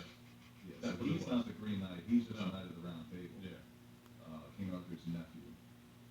And he's going off to fight the Green Knight. So what is it? If you get a hit on him, I think it's like if you get a hit on him, you have like a year to live, and then he's like gonna come So why would you even go and confront him? to kill him and get it over with. So he's out. Okay, so it's like a curse. Yeah, I guess. I mean, I'm talking out my ass right now. This is Well, not the factual. poster looks good. This is not factual information. You guys don't come to us for fucking news. You guys come to us for opinions. Yes. The Fox News of movie news. The trailer is coming out. Well, it should be out right now. If you're listening to the podcast, go on Twitter and check out the Green Knight. I saw it in theaters when I went to go watch the Demon Slayer movie. I should probably rewatch it.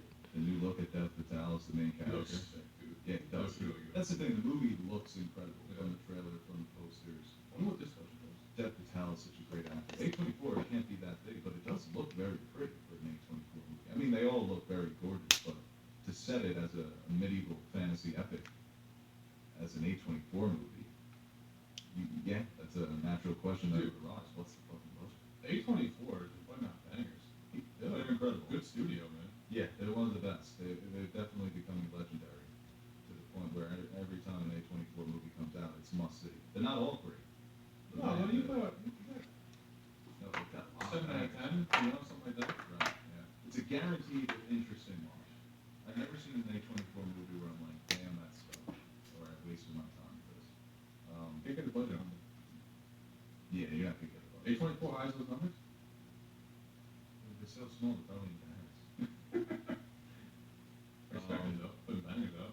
I'm excited for this trailer. Me too. I'm excited for this movie. It's another one. I don't know when it's supposed to come out. It's gotta be soon, right? Would you rather fight in like these times or right now with guns? I think you have a better chance of living than like sword fighting with armies. I always thought that too. You know what? I'm gonna take like Pirates of the Caribbean era. I think I have On ships? On ships. Dude, your ship goes down, you're done, man. There's no lifeboats over there. And I die at sea. That's not the way I want to go. I'm gonna go honorably. This is quite Blue sword War. this summer. You're saying that you're honorable? You'd be an honorable Honorable. knight? You pick- No, I'm a blue Let's yeah. I just go down and put a body over me. I be the knight, you be the fucking pirate. Yeah, exactly. And I'll get up at the end. Oh, God. Playing dead. That's why I wanted to tweet you the other day, and you were like, we need a good old fashioned war. I was gonna tweet somebody playing dead. It's like Ted on the front lines. Just laying down. Oh my god.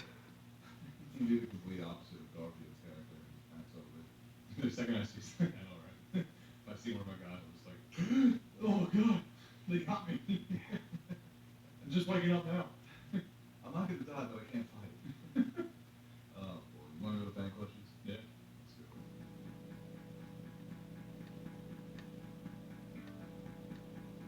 That's for the fans to decide. Yay! People, you call up to the show, you better be ready. What you supposed to do? Sitting there arguing and you're trying to spell your name and all of this other stuff. It's not your show, it's my show. I'm giving you the opportunity to speak your mind.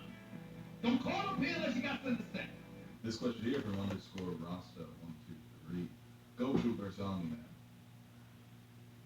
Could be the toughest question I've ever had to answer. Omni-Man. No, Goku's good. Are you kidding me? Omni-Man. Goku is going to Which pound Goku, this though? man into submission. He's too fast. Goku's too fast. Which Goku's? Saiyan Saga Goku. Are you kidding? Yeah, but he goes saying, Can you imagine if Super he goes Saiyan... God though in the Hulu one. I think it was G4. Yeah, Super. yeah, Dragon Ball Super. Yeah, Dragon Ball Super. goes He's got God. the blue hair? Yeah, he goes God mode. Right, exactly. But are you kidding me? Super Saiyan Goku when he's first fighting Frieza? When would they be even? When he's not saying? I think the best chance Omni-Man has is against Super Saiyan Goku. I mean, not Super Saiyan, Saiyan Saga Goku when he's first fighting Vegeta with the help of Piccolo. Okay. Like if Goku and Piccolo ran up on Omni-Man, it's gonna be trouble for Omni-Man. So Okay. Alright, I can agree with that. I like Omni-Man Goku going up against All Might, Homelander. Yeah. They asked more of his battle, right? Right. I guess they had different realms. The Gokus and Supermans of the world, they are invincible. No pun intended. Like, Yeah, but so was they're like planet destroyers, man. Omni-Man. Who won that fight? Goku versus Yo, Superman. but put Goku against the Guardians. What happened to the Guardians? Again, you think Guardians again licks on Goku like No, they no. on Omni-Man? Right. Omni-Man almost, I guess, you make a good point. Alright, Omni-Man almost died. Right, and I wonder if he was holding back a bit to make it look more convincing. But I don't know. I think there's a big guy out there even better than Omni-Man that maybe has a better shot. Yeah, Battle Beast. Yeah. Yeah, good point. This question here from Mighty Nick. This is a hypothetical question. Okay. Season 2, the Immortal finds out that Mark is Omni-Man's son. Does he try to attack Mark, and what happens? You think the Immortal is going to come back in Season 2? It looks like they were trying to bring him back. I hope they won't. It's fucked up. I mean, it's if like you a guy's sleep. that, but if you bring him back Juice, he had a tough time with Hail Mary and Juice. Yeah, right, he did. Well, do you think that he will have beef with Mark, or I can imagine that No, maybe he becomes like a mentor to Mark. he could be his dad. Dad Right, never, stepdad. yeah, or had his actual teacher. Well, because we can't say that, because Omni-Man did teach Mark. It wasn't like he was. No, yeah, no, he was there for him. Maybe he takes on a mentor role for Mark, Yeah. or maybe he does try to, like, that's revenge, right? No, well, You I don't want want to. him to kill your son. I want to say that, but everyone knows that Omni-Man doesn't care about Mark or Debbie. So when Immortal wakes up, they got to brief him that like Mark's one of us. Yeah, I think Immortal, he definitely seems like a level-headed guy. Well, No, can you just play that audio? Where's Omni? Where's Omni? They need to make sure that he's being held back with, like, something, a super max prison, something like that, you know? This man called 2 L's. Look at that Omni-Man. Cut him in half, bro. He's a fucking... What was the first one? Cut his head off? Snap his neck the first time. Didn't he just snap? Yeah, he snapped his neck. Just took it. The second time he cut him in half. This question here from the Vinyl Score. Do you guys collect any vinyl records? So, I've got like maybe 30 or 40, but it's something I got into a few years back. Then I realized I was just wasting money. I was gonna say, what's the point of doing it though? If you can't play, I mean, it's good vintage. I guess it's probably means more if you collected it back in the day, right? Yeah. Not right now. They are on the resurgence. They've become more popular over the last 10 years or so. Because a lot of it's the best quality audio. And I've got my little record player. It's nothing crazy. And I throw them on here and there, but I saw a video on Instagram, Westside Gun. You may have seen it. It was a while ago, maybe like a year and a half ago. He got a flood in his house, and all of his vinyl got destroyed. And he had a lot of vinyls, I can a lot of imagine. legendary vinyls, and they all got destroyed. I can imagine, dude. That's like when Wu-Tang RZA was producing Takao for Method Man, and there was a flood in his basement, and it destroyed the entire album, and they had to re-record it. And there was a bunch of lost music for Wu-Tang in that flood. What was that? What was the album that that piece of shit bought? And Oh, the Once Upon a Time in is Shaolin. that what it was? I wonder, was there any reports on that album? No, I don't think anyone's heard it besides him. Wow. I wonder how that was. There was controversy even before that asshole bought it with the members of Wu-Tang saying that we didn't really. I remember some members coming out and saying we didn't really have that much involvement in it. It's more of a RZA project. So there was some beef. Okay. There was some beef on the distribution. RZA's whole idea of selling it like a painting. So that's 2 million. I think. You think we ever hear that? I would have thought we would have heard it already. Somebody needs to like steal it, like National Heist Treasure. it. Yo, that's It's a a movie. movie. That's Aaron's movie, right? Yeah, He it did is. for him. Now he just needs to write it.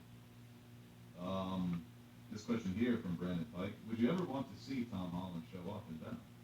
Yeah, I think Yeah. we answered that in the topic. I want to see Tom Holland as Spider-Man anyway.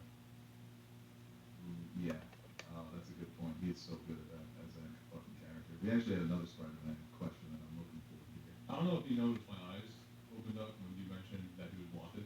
I completely forgot at the end his identity got ousted in Far From Home. He's got some problems in the next one. I wonder how they're going to answer that. I mean, that's Aaron's big question. Is how are they going to address that while also bringing in all of these other goddamn Spider-Men? Because he's going to be on the run. He's going to have to answer for the crimes that everyone thinks that he's committed. How is he going to vindicate himself while also dealing with the multiverse? What was the crimes? He got blamed for London? Is that what? He got Is that what's going on? Yeah, I think he got blamed for. I need to rewatch that. So do I. He was whatever For Mysterio killing- did, he made it seem like Mysterio. Was it Mysterio good? made it seem like he was trying to stop Spider-Man, and that he killed him. The bad rap. This question here from Diego Guzman, 426. Who was your favorite character when you were a kid? What term? Anything? Any kind of His character? his fictional character. Any fictional character. I want to go out of the box, but honestly, I love Flash. Oh yeah? Yeah, I was obsessed with Flash for a while.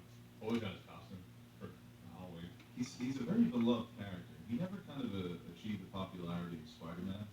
And I think maybe if there was a better Flash cartoon that people could grow up on, Yeah. or Flash movies when we were kids, that's a character you He's a just great feel side so character. bad. Yeah, he's definitely a great side character in the Justice League. If those movies would have came out and they were giant hits when theaters were open, I think Flash would have been a breakout star and they would have had to get that movie made. Who knows? I mean, obviously it's in production right now, but I like his show right now. On CW? Is it CW? What Yeah. network has it? CW, right? yeah, the CW. A lot of people do.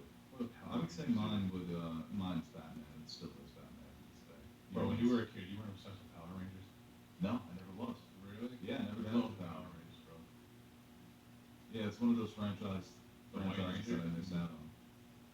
People like the movie, man. The people that have the nostalgia for the old Power Rangers, they like that newer movie with Bryan Cranston as the head. That's alright. Oh yeah, me and Mike. Man, I wasn't the biggest fan of it.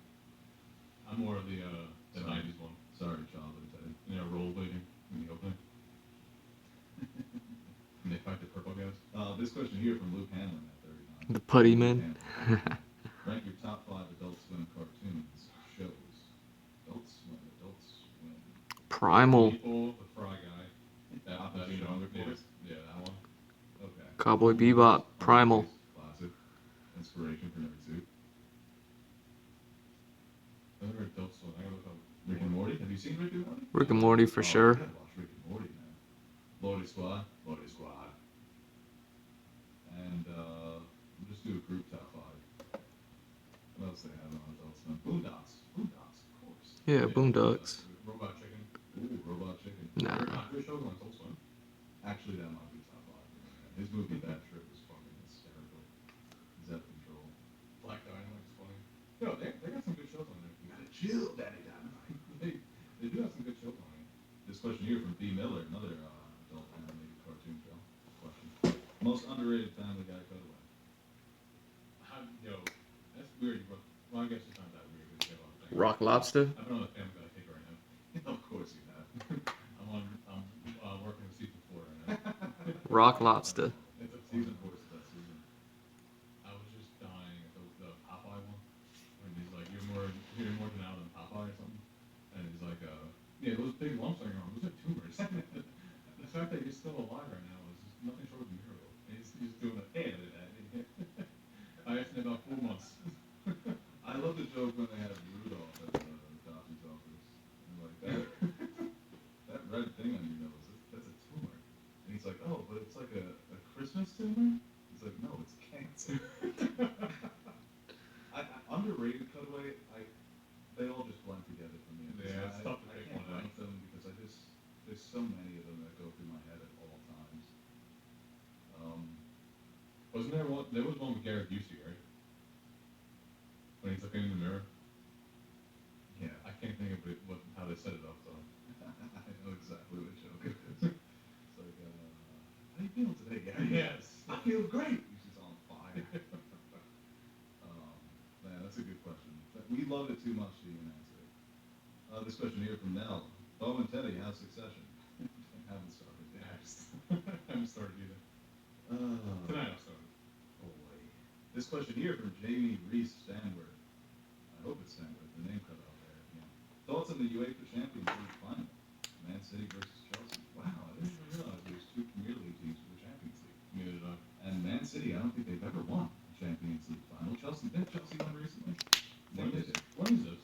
I don't know. This Be nice look to that watch up. now. Yeah. You're a Chelsea fan, I thought. No, Manchester City. The first game I ever watched was when they beat the Quinton Park Rangers, I think in 2014, to win their first Premier League title ever. It's when Aguero had that goal and they took it from Man U.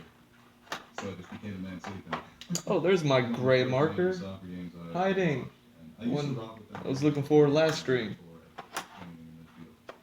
That was Man City. I know a lot of players on Chelsea. Yeah. That's when he was that 1 year where he dominated and they won the championship. It was like a couple years after that first one. Who's playing in it? Man City and who? Man City and Chelsea. So I think Pulisic. I don't even know if Pulisic's playing. I know he's always hurt. But yeah, I'd like to watch that with Man City. So it's happening right now.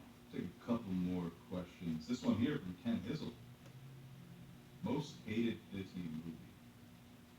Oh, she's got a couple of other good questions here. Most hated Disney movie. Like, Go live action. I was gonna say, in terms of the remakes or all of them? Is there a Disney movie that's beloved that you just never really liked? Like Marissa doesn't like Finding Nemo. She just went down a peg in my book. On follow on. The love that I don't really like.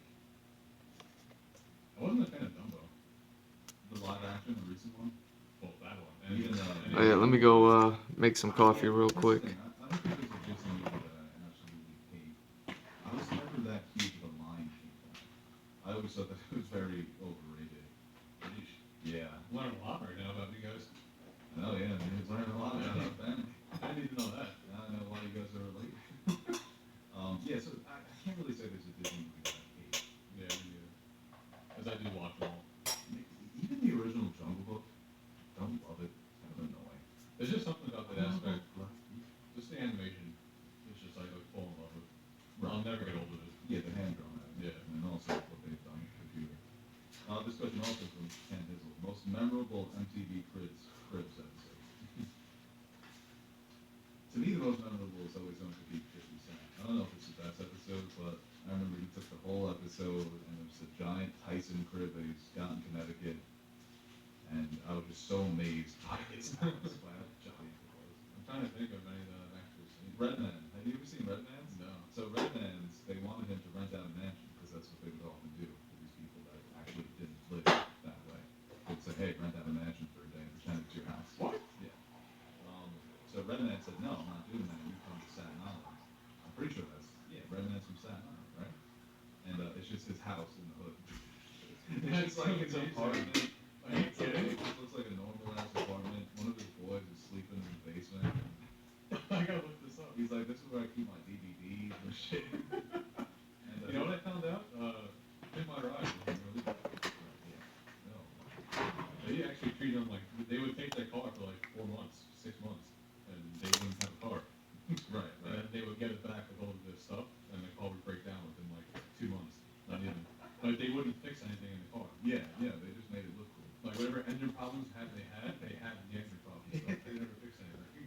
You're like, all right, now you got to say this to a real mechanic. But hey, you got these giant speakers. All the inside. TVs would fucking go out. They said the TVs, all the music, like the stereo system would go out. I used to love that show, man. This is Me too. breaking my heart. But I kind of expected it. They put a cotton candy machine in some guy's trunk. It's like, did you change the oil? This question here again from Ken Hizzle. Wow, on fire. Recast Daniel Day-Lewis in There Will Be Blood with a female actress. Have you ever seen There Will Be Blood? No. Okay, so I think it's a very arduous task to play this character for any actor. Where do you So- call that word from? It's a very difficult task for any actor to play this character. The performance it's a heavy performance. And I think it's such a great performance where he does overshadow some of his castmates. Jeez. So like an actress on the level of, you know who I'd love to see do this? Tilda Swinton. It's basically about a crazy oil man. Like he discovers oil and he becomes a rich oil man and he's just nuts. He's just obsessed with his money and his oil. It's not that old either. No. Is that good? Yeah, Where- it won the Oscar for it. It's on Netflix. Is it? Yeah. I'm pretty sure. So it's either that or I could never watch There Will Be Blood. I need to give that movie a try one day. Come on the pod next. Can you text me and remind me to Yeah, watch I'll it? remind you. But Tilda Swinton would be my choice. And Miley Cyrus. This question here from Milk Chug and Champ. Worst sports injury you've ever seen? The Louisville player. I swear to God, I was just gonna say that. Yeah. That sticks out in my head. I remember his first name, Kevin. His first name, Kevin, yeah. Kevin. Bro, the sideline, the opposite bench was throwing up. Yeah. No, that I'll never get that out of my head. Me neither. The way that bone popped out. His bone. Literally, it's out of his skin. Yeah. Just from a jump. Gordon Hayward had a nasty one. I'm too, saying bro. his name is Kevin Ware. I want to say you're right. I think Yeah. you're right. The Hayward one was nasty. You know what's a nasty one too? Sean Livingston. Back in like 06. He hurt himself though. Yeah, he busted his knee up. He was out for like 2 years. Did you see the Wyman one? All those injuries, man. It's horrible. Yeah. Chris Wyman? No, I didn't see that one. You know the Anderson Silva one? Yes. Same thing happened. Same thing. Yeah, that's what I'm thinking about is Anderson Silva. That He shit. went back and planned it. He had no idea he broke it. He went down the step and his leg bent. Nasty stuff. That is. You know what's funny though is I can withstand watching it.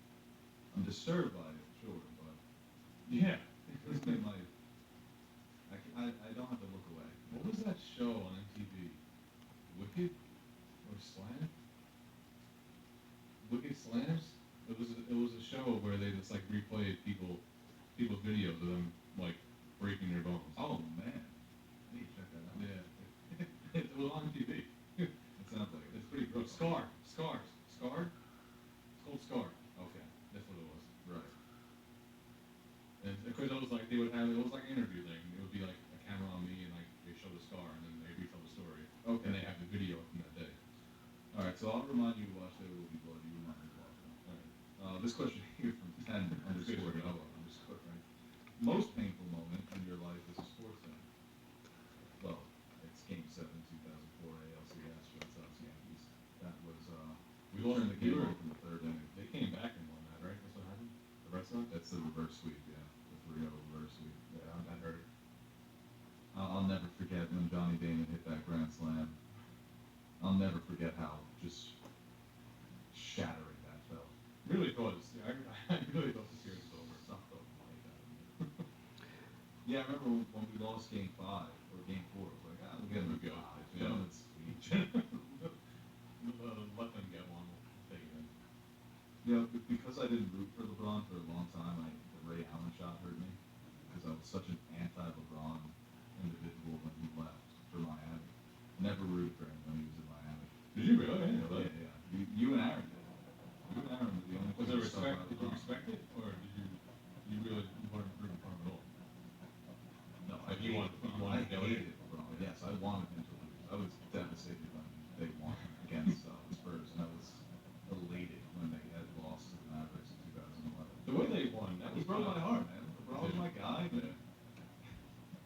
way they won that Spurs game, it almost seemed like the fix was in. How do you lose? What did they miss? Like 4 or 6 free throws? Yeah, no. Ginobili and Kawhi both missed 1 out of 2. Give me a break. And they kept them from LeBron hit that first 3 and then Allen hit the second 3. Yeah. How do you LeBron think had Tim Duncan a crazy. Yeah, no, I know. And Duncan played so well that game. He had like 30 in the first half. I'll say painful though for me. I had 1,000 miles on the Angels game, and they were playing the Rangers. This was like 3 or 4 years ago when the Angels were dominant. They were playing the Rangers, and I forget there was a bomb to left field and robbed the home run, and I lost my bet. Wow, that's nuts. Blind too, like wasn't looking at the ball, like he was running backwards, like chasing the ball, then he just stuck his glove up and caught the ball. Crying. Yeah, no, that's Worst hit in my stomach. Oh. What a gambling problem. If you or someone you know has a gambling problem, this question here from Ali_B.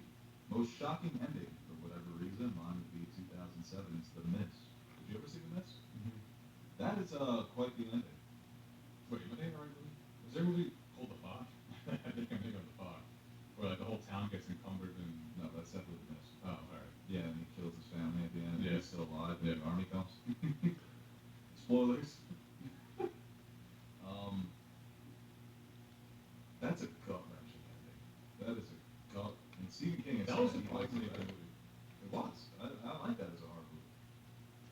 All them stuck in the supermarket, Yeah. right? Them having to go to the other supply stores and get shit and stuff. What a like out of the box premise for a movie. I know. Stephen King's a madman. Was that a book of his? Yeah, that's a book. Of course. Yeah. I know he had bangers too. It's like scientists open up a wormhole, right? And they let creatures in on accident. He's got bangers. He's got a creative mind, that guy. Yeah, he's either going to give you the best story ever or just complete garbage. But that's the mark of an imagination. Right? Well, we talked about it a lot too. The party was probably the biggest twist I've ever seen. Yeah, I just had used that for the last podcast. It's the answer. It's the answer though, man. You can't beat that fucking movie. You really can't. No, you can. We'll take one more question here. I also like The Town too. The End of the Town. You see that movie, right? Ben Affleck. Oh, yeah. Another good ending. This question here from Jonathan93. What are some bad movies that you think have great CGI? Aquaman. Aquaman would be my answer. Starship I do Troopers. think Aquaman's a bad movie. I did not enjoy it whatsoever. But Aquaman, yeah. what they were able to do with the underwater settings and shots. Most of that goddamn movie is CGI. Everything's kind of fake. Transformers. Transformers, yeah, they're always up there, right? Yeah. CGI is always solid. Godzilla, man. Yeah. Great Yeah, CGI. yeah. Not that good of a movie. Oh yeah, the new one was very pretty. I mean, I think Dead Man's Chest is a great movie. Pirates of the Caribbean 2. Not everyone loves it, but that's a movie where 2006 CGI looks better than most blockbusters coming out of today. Yeah. That's a good movie, though. You can't say that. No, Yeah, but the CGI is good though, man. Or the movie's good. You can't.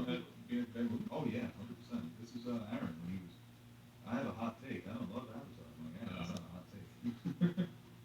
I think, but a lot of people that don't like the movie can't deny the quality of the CGI in Avatar. What's a good movie with really shitty CGI? You think Star Wars is like the poster board for that? You like the originals, Yeah. just kind of in hindsight. Yeah. Well, I think for the time, that's why I still respect it. Yeah, it's an asterisk over it. Yeah. Maybe Revenge of the Sith. Where some of the CGI, it's kind of just like the other prequels, where even though it is a better movie, there's too much CGI. It's not even that the CGI is bad. But good movie with bad CGI.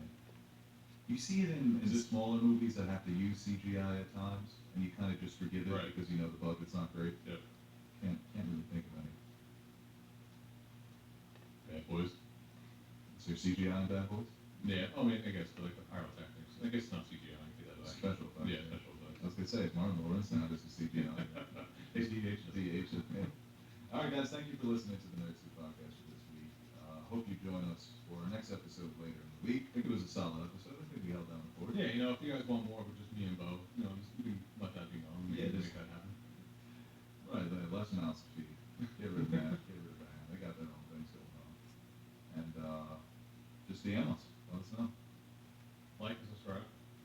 That's important. Yeah, we should definitely put that on the top and share this, right? Yeah. We always say we should put it on top. We never do it. Maybe we should pre-record a message. We had the sticker promotion at the beginning of this. Yeah, but I also like it's a break for us when you get into it. We check the phones. Yeah, because you guys need a fucking break, right? Check the phones. Yeah, smoke a cigarette. All right, guys. Thanks. Thanks for listening. Was this recording? Well, would you look at that?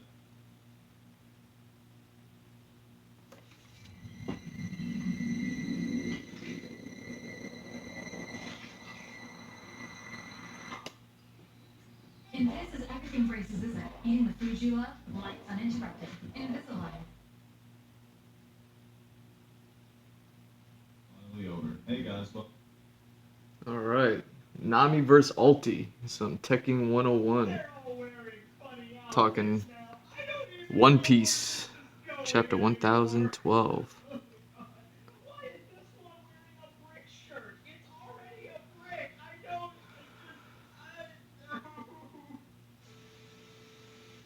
Okay, so last chapter of One Piece, chapter 1012, had a lot of stuff going for it. I'm going to be making a video about Yamato this week. I also want to do one about Sanji and Zoro just because that was pretty hilarious. But I decided to kick it all off with a Nami video because that was the climax of the last chapter. That was the cliffhanger where Tama got struck by Ulti, probably the worst possible decision Ulti could have made. Now the thing is, Ulti, she's very emotional, and she also really loves her brother, Page One, or Pei, as she calls him. So I guess it makes sense in that particular instance. She just saw her beloved Pei bar get devastated by Big Mom's mighty Conqueror's hockey fist, and so I guess in retaliation from that, she hits Tama in the face. And Big Mom's like, "How dare you?" And she's like, "Well, you hit my brother, so it's only fair." I don't really know how that translates to like, "Okay, Big Mom, you struck my brother, so I'm gonna hit this innocent child over here." You know, that'll show you what's what. So I don't know why, but you know, maybe Ulti's not behaving very rationally either. She's probably still shocked by the fact that Page One was devastated so quickly by Big Mom. Okay, so before Big Mom has a chance to, let's be straight up here, probably finish the fight in one attack, Nami shows up because Nami will not stand for any harm to befall children. Okay, and so Tama got struck right in front of her, and Nami's like, enough of this. Okay, she's like, I don't care if I'm not strong enough to face her, like logically here. Like, okay, if it's like Ulti versus Nami in a one-on-one fight, Ulti's probably going to win. But you know, that's a probably, and she doesn't care about probablys anymore. She's like, I will not stand for Tama being struck right in front of me. She's going down. All right, if I have to do it myself, I'll do it. All right, or I'll die trying. Okay, so she busts out her flying attack and she boom brings the lightning bolt right down on Ulti. Probably not very hard considering Ulti's hybrid form is a Pachycephalosaurus. It makes a pretty big target with that giant forehead. So she brings down the lightning, and that's the end of the chapter. Now at the end, it looked like Ulti, you know, she got like point blank shocked by that. So you know, she might take some damage, but this isn't the first time she's been struck by Nami's lightning. So I doubt that that's going to bring her down for good. And like I said in the review, it would have probably made more sense to just wait for Big Mom to do whatever she was about to do. Probably would have resulted in Ulti being taken out, and then yeah, you would have Big Mom to contend with, but at least two of the Tobi Roppo were dealt with already. Okay. So last time in the review, I talked about maybe Big Mom being distracted by Kid or Law to get her kind of away from this whole situation, and then it could just be Usopp and Nami. But now I'm starting to rethink that a little bit. How would you guys feel? And you can go vote down below. You can't vote up here anymore with the cards. YouTube doesn't do that anymore for some reason. But you can vote down below in the comments, I guess. How would you feel if it was just Nami versus Ulti one-on-one? So, and this could make sense too, because you know Tama is injured, so Nami might be like, Usopp, you need to get Tama out of here. Okay, so it's not that it doesn't make any sense for Usopp to like take Tama, who might very well be unconscious right now. She did get struck by Ulti in her hybrid form. Okay, so that was a lot of damage, and so Nami might be like, you know, take Komichio, take Tama, get them someplace safe, get out of here. I'll take care of this, and then you know. Maybe along the way, Usopp could do something to distract Big Mom. You know, if Kid and Law don't show up in time, maybe Usopp could fire off a smoke screen, or he could do something to like obscure the area or something. Big Mom really has to be taken out of the equation here because with her stomping around, we're probably not going to be able to have a good one-on-one fight. Even if Usopp stays around and it's Usopp and Nami versus Ulti, Big Mom is still a factor there. So yeah, considering Law was heading toward Big Mom's location, considering Kid is also hot on her trail, I'm thinking those two are going to meet up there at that point, okay? And so this might lead to a situation where Usopp takes Tama, gets the hell out of there, gets her someplace safe. Though she does want to go to the live stage, she did say that. So maybe there'll be a moment where Tama's barely hanging on, and she's like, "I have to go to the live stage to issue one final order." And Usopp's like, "No, you're done. I'm gonna make sure to get you somewhere safe." He's like, "No, I have to. I promised Ace." And Usopp's like, "Okay." And then maybe they can go do that plan, the original plan for Tama to give a command to all of the Smile users that ate her, Kiwi Dongos and everything at the live stage before she truly passes out from the injury she got or something. So that plan still needs to continue. Oh yeah, because she passes out, her power runs off. Now, I think Nami versus Ulti is just going to be a one-on-one fight. Here's the crazy thing: I went back and looked at Nami's fight history throughout One Piece. Do you know the last fight Nami had that was truly just one-on-one? Is the Bubble Girl? Weren't there to back her up or anything like that, or nobody was It's there the to Bubble back her Girl. up? Well, there's two contenders here. You could say the time she fought against Wanda at Zoe. Nah. But that was a very, very brief moment. It wasn't even really a fight. It was more of Wanda coming out and attacking. It's the Bubble Girl on Waterloo. Blocks with her climate CP0, attack. whatever It's a she little is. bit of a misunderstanding CP9. there, of course, because the Minks were, they were just attacked by Jack, so they were very worried about pirates coming to their land. And so after, the Straw Hats explained the situation, they calmed down and everything. So Nami versus Wanda, I guess you could count that as a one-on-one fight, but, it wasn't really to the death or, Wanda was an enemy or something in that instance, because it was a misunderstanding. Before that, though, it goes all the way back to Enies Lobby Yep. and Khalifa. Nami did fight against Absalom very briefly at Thriller Bark, but Lola was there to help her out. Zombie Lola with the warthog body, right? The fight against Oars, that was with the whole Straw Hats, with the X4 and everything like that. That was with the Straw Hats. At Fishman Island, I guess you could say she had not a one-on-one fight. Nami didn't fight against any of the officers of the new Fishman Pirates. She fought against just random soldiers, and she used the air blade and everything like that. But even so, she still had all of the Straw Hats to help her out in case things got really tough. Someone else could come in and help her. She just didn't need it in that particular instance. So yeah, unless you include that little skirmish she had with Wanda at Zoe, last fight she had one-on-one with Calico way back in Eddie's Lobby. And of course, Nami is not one of the strongest members of the Straw Hat crew. She can deal a lot of damage with her climb attack and everything like that. I've always referred to her as a glass cannon because I was always afraid hit by a hockey. Excuse me. If someone hockeys up their fist and just boom punches Nami, I don't think she's gonna be able to get up after that.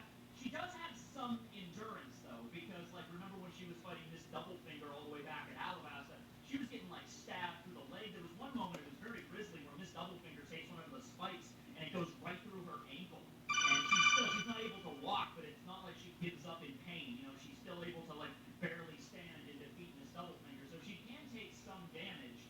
But I'm just thinking when it comes to the realms of really strong devil fruits, Ulti is a damn ancient zone Pachycephalosaurus. The whole point of that dinosaur is having massive ramming speed with their foreheads that can with Ulti's power could crush steel walls and stuff, right? If Nami got hit head on by that, I don't think she's getting back up, right? Unless she were to unlock armament hockey or something. Okay, let's talk about Nami possibly unlocking armament hockey or something. How about we go with that? All right, so it's a thing where after the time skip, of course, you have Luffy, Zoro, and Sanji unlocking hockey. And then at Dressrosa, Usopp unlocks the beginnings of observation. Makes sense for Usopp, because of course observation hockey, he's the sniper, that makes sense. Jibe, of course, already knows hockey. Are the other Straw Hats also all going to learn hockey along the way? That's the big question. It would be cool. Of course it would be cool. I have a whole video on this of Frankie unlocking armament hockey and combining that with his cyborg body, with of course Usopp mastering observation. You could have Chopper with some type of observation hockey or armament hockey with his monster point. That would be really cool. I'm telling you what, Nami, I would say initially, because the way Rayleigh explained it,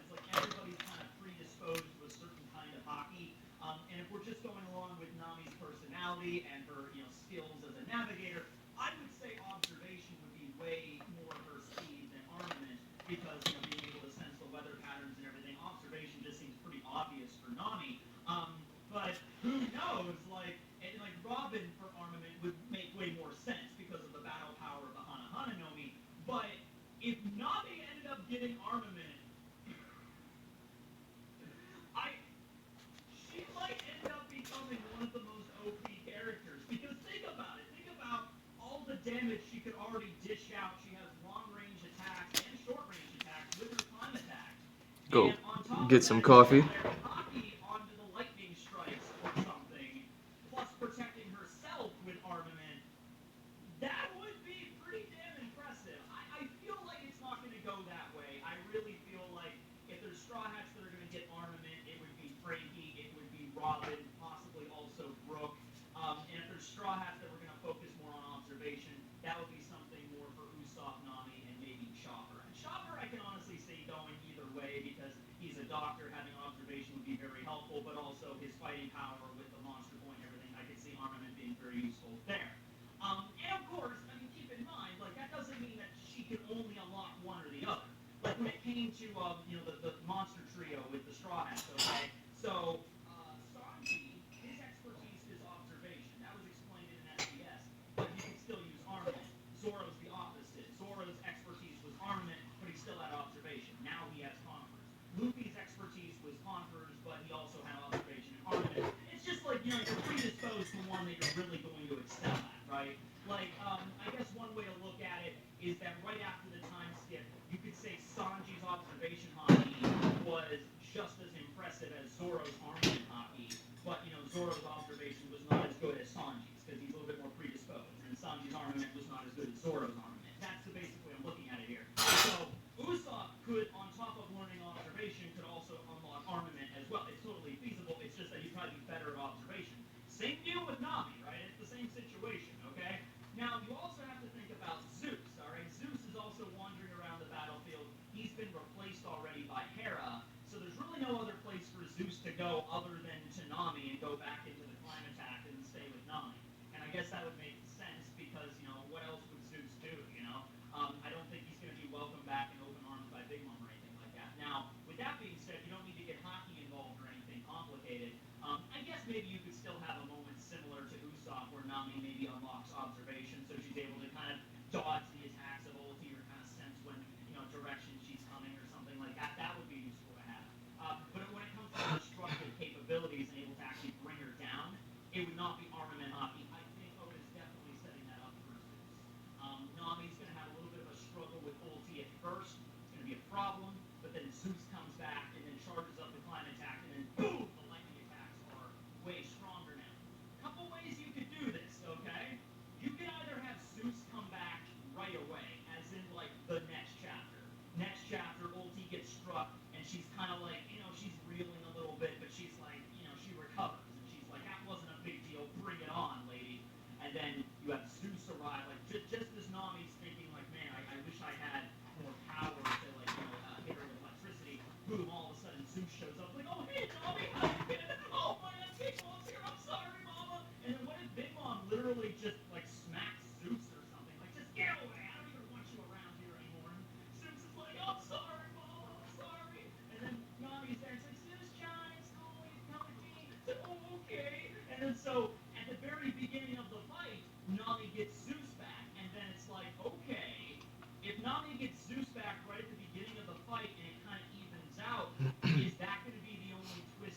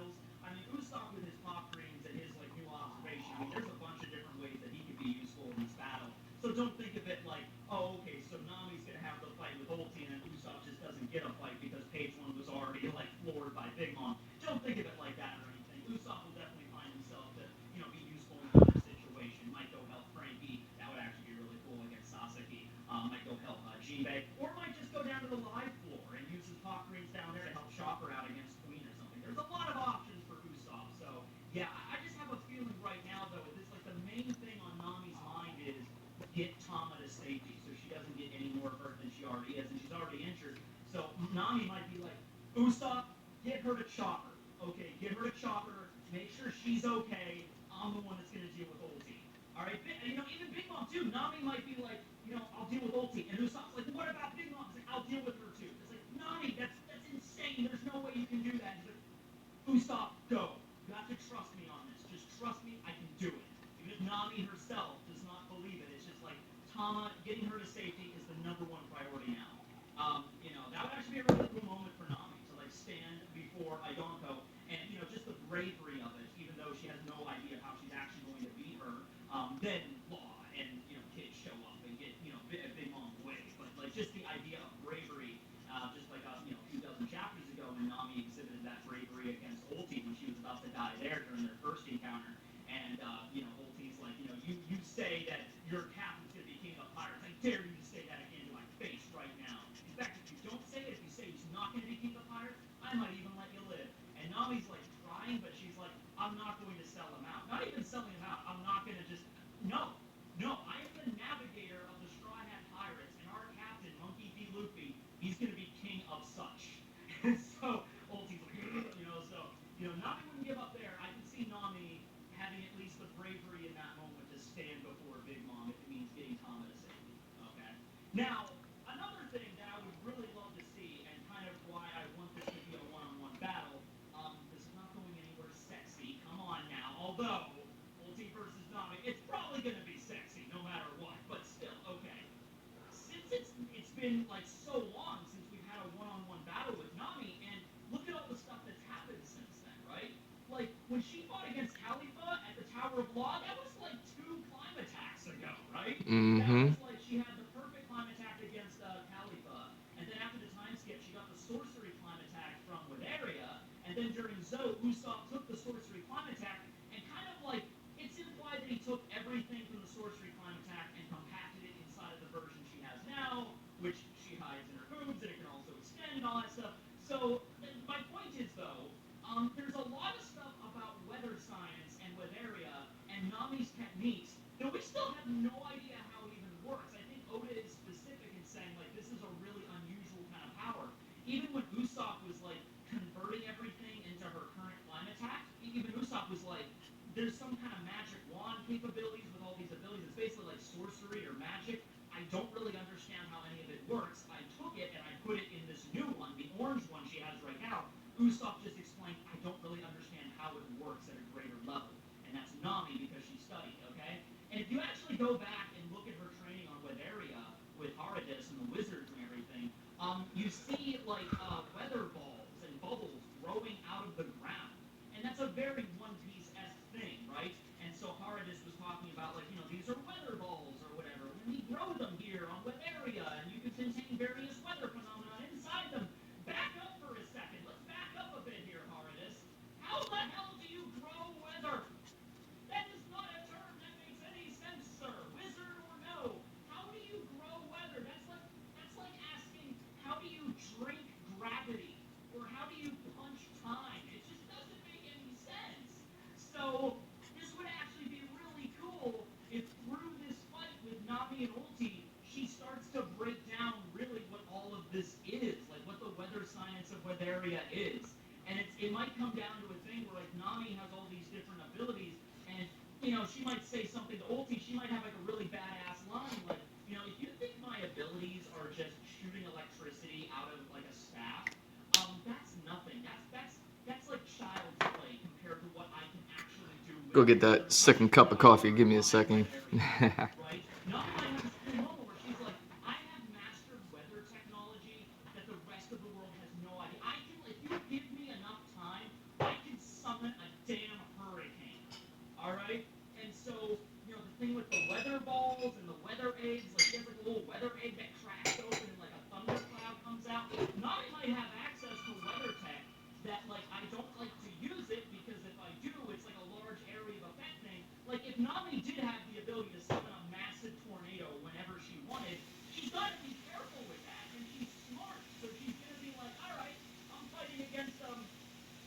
other pirates with my crew all around me, I'm not going to summon a giant tornado right in the middle of all that. That's going to also get them caught up in it too.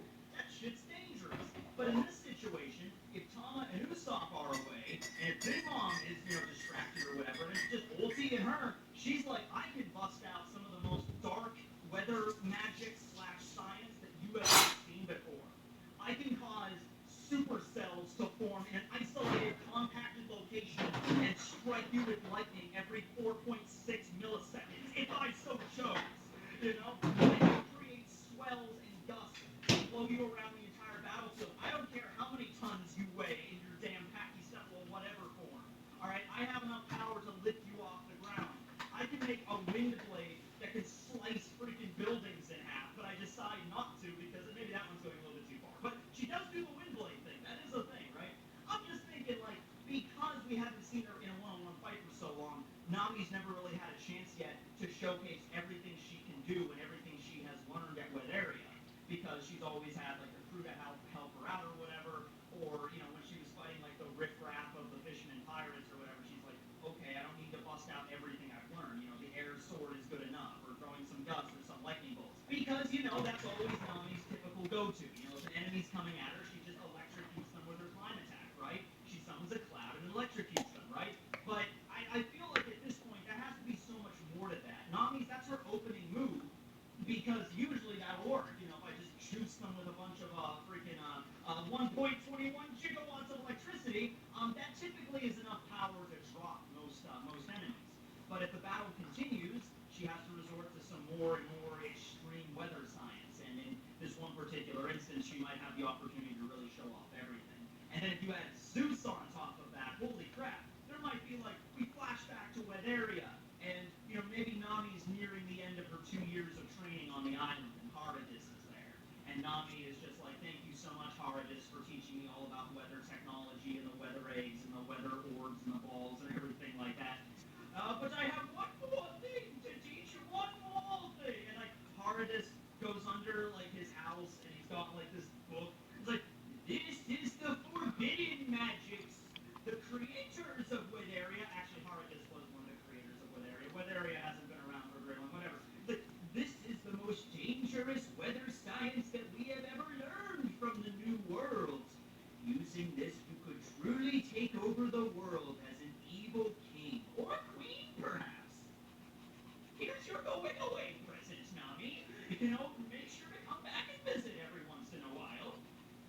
I don't know. Nami is not I'm just going to use this power and just, rage over the world. Yeah, she's like, I'll be very careful with this. But there might be something like that. There's always, there's the good side of weather science and magic, and then there's a darker side of it. There's a more, the force or some shit, right? And also, before we end, this is not a new idea, but I really like this concept. The whole Son Wukong thing. Okay, so Son Wukong from Journey to the West, who of course is Hell yeah. That's what I'm waiting for, Sun Wukong Nami. But as a basis for Nami's abilities, it makes a lot of sense, because Son Wukong and Goku, they had a cloud that they flew on top of, and that's how they could fly through the air. Well, Nami is probably going to get Zeus. Then you also have the extendable staff, like Goku's power pole that Son Wukong had. So Nami also has that too. And so then the awesome artist Yuri made this. Love it. He also drew Ulti for the thumbnail of this video. So yeah, I just love this idea. If we could get this in One Piece, with Nami flying around on a cloud with the extendable staff, and that's the basis Oda's going with here, with the Son Wukong powers, sending down lightning bolts from above, that would be pretty impressive. There was another thing I saw, a comment involving Zeus, and they said, okay, well, even if Nami does end up getting Zeus, she wouldn't have Zeus for very long. What happens if Big Mom dies? Now, Big Mom and any of the Yonko dying, that's kind of a big deal. I mean, yeah, Whitebeard died, but it was a big deal, right? So I understood where they were coming from, though. Let's say Nami gets Zeus, but then Big Mom dies, wouldn't Zeus vanish because of the powers of the Soul Soldiers? And then so she wouldn't have Zeus anymore. Well, there's no guarantee Big Mom will die at the end of the arc, but even if she did, I don't know, because we've seen certain examples of Devil Fruit powers living on after the user died. If we're going to go along with the logic that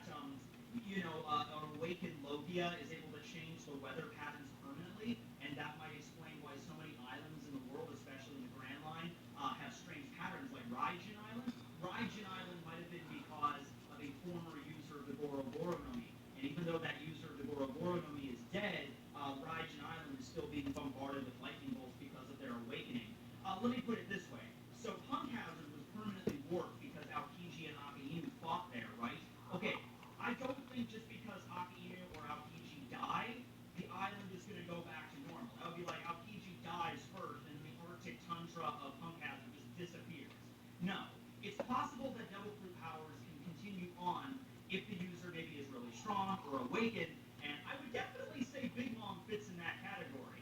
And it also is implied that Big Mom, you think that after all of the times Zeus has failed her, if Big Mom had the ability to absorb Zeus back into her and just make a new one, you think she would have done that by now.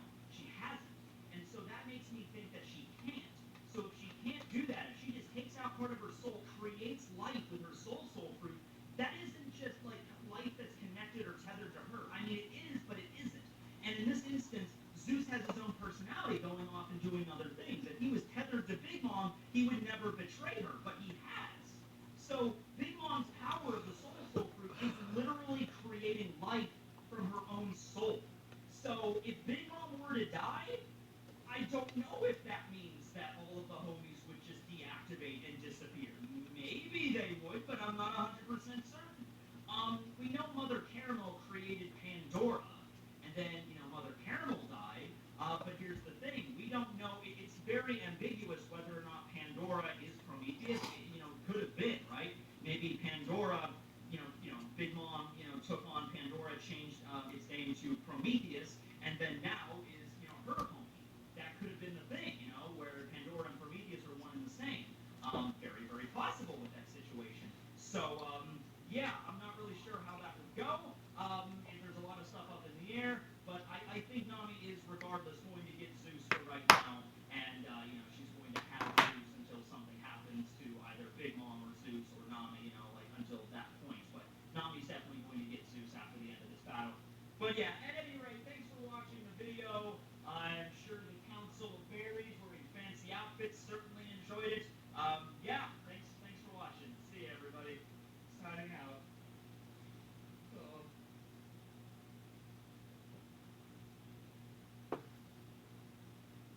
That's up to you, yeah. Fighter and the Kid. I would say something that's at your discretion. Fighter and the Kid podcast. I don't mind racing. They put it all on the table. That's what I like. Well, Theo tell me, he goes, man, I don't use the N-word.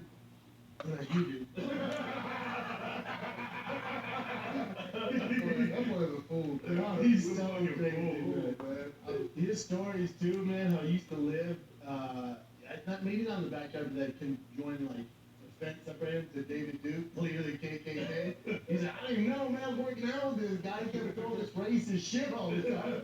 I'm like, bro, he's the guy. He's the guy. Wait, he created it or was just a leader?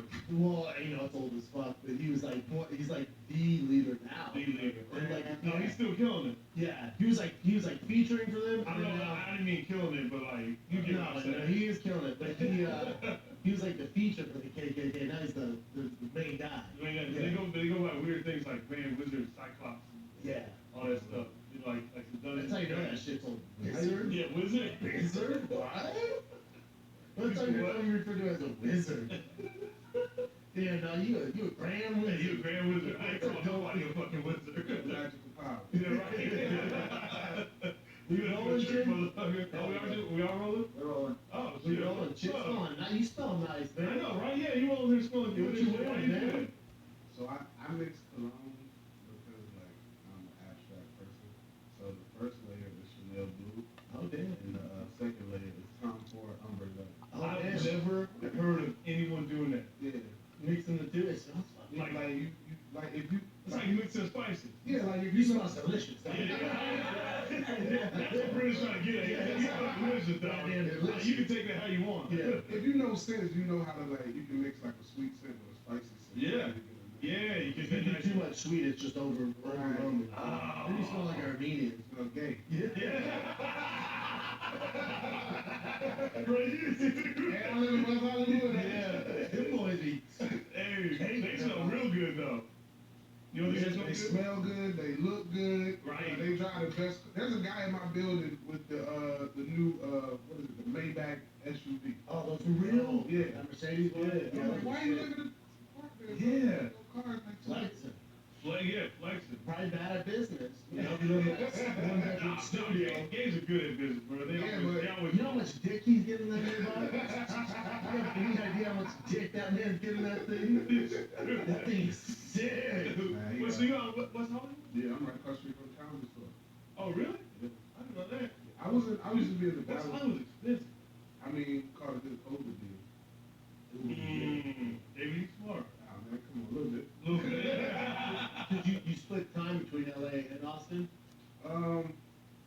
necessarily say I split time. Like I befriended a doctor in Austin who made it easier for me to be there. Like I would much rather prefer, like being in LA because like, I got 2 kids here. But I befriended a doctor. He's like, hey, you can give me whatever for this room. You got a high rise in downtown And he Austin. just fucked with you. Yeah, bro. Like he just became a real big fan. He's like, bro, since I started, comedy shows, more clients come because I'll shout him out like in my shows. Oh, really? Yeah. What kind of doctor? He's a chiropractor. Oh, right. There you go. You So said, we're loose on the term doctor. right, you said doctor. I was thinking like, Yeah, right? that thing took a 2-week class for how to crack bags. I got a lot of strippers coming to him now. Ooh. Oh, really? I mean, like he can help your arch. Like you know what I'm saying? Yeah, there's a plug for it. I wonder. He said these fine girls come in there, Right. cracking their bags. Listen, Yeah. I sent this one stripper to him that had an accident, and she gonna get back like 60K. Dang. She fell off the pole or something? Nah, somebody ran into her. Oh. And they weren't having sex. They were Oh, got it. Okay. I see what I was like, damn, that's bad. Yeah, really, she was dumb because she was just excited about the fact. I'm like, what happened? She was like, somebody hit me the other day. I'm like, girl, you need to. Well, Frank Azar, right? Yeah. They're called the Bulldog. Yeah, the Bulldog. Yeah, that's what the general. Well, yeah, out in California, it's the general, but I think that's insurance, right? General's. Oh, I know the general was like, In Colorado, it's Frank Azar or the Bulldog, 2 different dudes. And my grandma, rest in peace, when we went and ate, I was a kid, we were at Tony Roma's, the rib place. Yeah. And they're doing construction on the carpet, and the carpet just kind of slid up just a little, and she was old as fuck. And she was the guy in the bathroom, she always stole the knives from Tony Roma's, so she put them in her purse. like the steak knife? Yeah, she loved it. Savage. Savage. Yeah. Yeah. So she was walking in the bathroom, fell on the carpet, broke her hip. And I was a kid, I didn't think of it. She called up that Frank Azar, the Bulldog. Uh-huh. Dude, they got her. Hey, Damn. Yeah. Is he still around? I think he passed away. Oh, damn, shout out to But the he got my Bulldog. grandma. That's a plug out here. Like I know people like that do that for a living, but that like go to a job and working for like 6 months and then have an accident, then slip and fall. No. Cause they gonna pay you what is it, when you're off work? Unemployment? Yeah, whatever that is. Oh, the disability? The disability. Yeah. So you get that for like a year, and then in a year your case settle, you get a check for like 40, 50 grand. What a hustle. There's no reason for anybody to be broke down. Yeah, we can't slip and fall in comedy. Well, but that's why Well, you can. Yeah, you can. What you call it got a million? Jordan Waddle. For what? From the place he had a residence. Oh, in Vegas. He fell there or something? Yeah, the truck Something came with the or something. stage, like he tripped and fell on the stage. You can have risk like insurance, where like let's say I get in a car accident, I can't talk anymore, then they have to cover like since I can't work, I can't speak anymore, they pay you out. Ooh. It's kind of the same. Oh, it's expensive for that shit. It's not bad, but I don't. Oh, so you chilling out here right now? Like you out here for a bit? Yeah, I'm out here for a minute. Let me see. Next week I gotta do like a week long in Vegas. I don't know. What's in Oh, at the Vegas? Laugh Factory? No, I'm at the LA Comedy Club. Oh, okay, yeah. I'm not a big fan of Vegas. Me neither. I'm just not a Vegas dude. Yeah, I'm not a Vegas guy. Like there's places everyone was moving to, and I started looking at property in Vegas, and I don't know what to do. I mean, also I'm going to the fucking strip and the psych and whatever too. But just when you look outside of that, it's so fucking hot, man. It's so hot. And it's do a week long with these shows, like, damn. And you have to stay in the stratosphere? Are you being disciplined? You have to stay there. Is this like work release? Like punishment. Yeah, what'd you do, man? They put you in the stratosphere? That place is a fucking shit show, man. Man, I ain't sleep with no girl in the stratosphere. No. No, they got that hot pocket. Yeah, look at that. My neck hurts. Oh, Frank Azar. But those girls. You can stop by that one spot. What's that spot? The Bunny Room or whatever? Bunny Ranch. Bunny Room. That's about an hour outside. Ain't that where Lamar Odom passed out at? Say less. That's where Lamar Odom did his thing at. Dog, he was there for a week though, and then they have like a bungalow or like a VIP room. Yeah. He was in there just doing all the drugs and had just unlimited girls coming in. That's that Dan Bilzerian stuff. Yes. Dan Bilzerian did the same thing. Like At the Bunny Ranch? No, but he was. Oh, just as like the general. Yeah, skiing and like snowboarding and like staying up for like 4 days and banging chicks. That's drugs. Cocaine, yeah. And then he made all this. Yeah, he got fucked up. Wait, he did? He's in a little bit of trouble. I guess, and this is all rumors on the internet.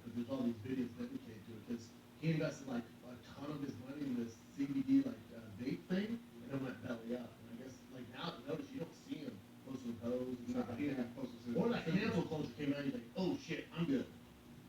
I don't think it's money. He probably just quiet. Oh, I read about him because the first time I ever heard about Dan Bilzerian, I was in Vegas and I was chilling with this chick, and then she got a call and she's like, I gotta go. I was like, where you going? She's like, I gotta go meet Dad. Daddy? Yeah, she was I thought like, that was daddy.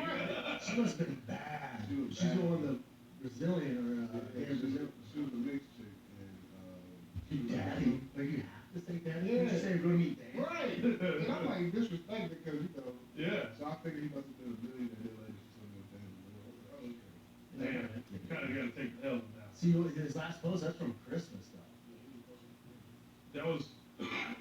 Oh shit. Isn't a fool like a serial gambler? Like, Yeah, the thing Or is, it's like I guess the story on him is he grew up super rich. Like his dad was a jagillionaire, and then gave him money, and then he went around like all the gambling tables, like, oh no, I made my money gambling. But that's like someone being like, oh, I'm a headliner, and they show up at the store and like, nobody knows what store you in. So that's what happened to him. He was like, you think you're only doing this? I guess he won like People some just called it out. Yeah, then he said he was a Navy SEAL. Then you got real Navy SEALs going, yeah, we don't remember being Bud. And then he's like, yeah, because I broke both my legs and I still made it through it. No. And then real Navy SEALs like, I don't think so, bro. So it's just, I think it's tough. Yeah. It's tough. But I think, because he went on Rogan, obviously people, a lot of people hate him. A lot of people love him, 36 million followers.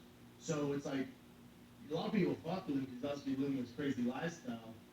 But you don't know, like, his personality. Then when we went on Rogan, I thought, like, you did him justice. Like, you did, like, a weekly podcast, I think it would help him out. Yeah. Not like Logan Paul, like, you see him on YouTube, like, when he was really young, like, this ass. Yeah. And then And then when you hear him you look talk. by, you're like, oh, damn, he's actually a decent person. Yeah. Sometimes you just gotta hear a motherfucker talk. True.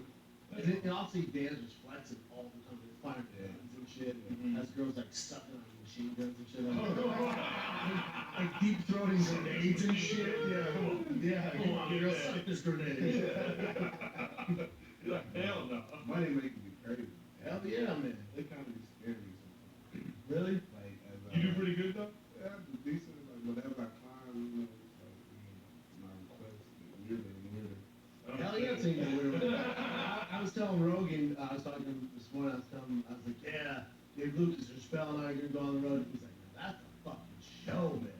He's like, David, a monster. I was like, yeah, dog. He fucks with you. Yeah, big time. Everyone fucks with you. Yeah. Try to, man. I mean, Got a solid rep. I mean, if people don't mess with me, it's like, That's on them. yeah, it's like. That's how I am. Like, I'm such a nice guy. If you don't fuck with me, that's some insecurity you have, man. But you know what I realized though, like reading comments of like You before read comments?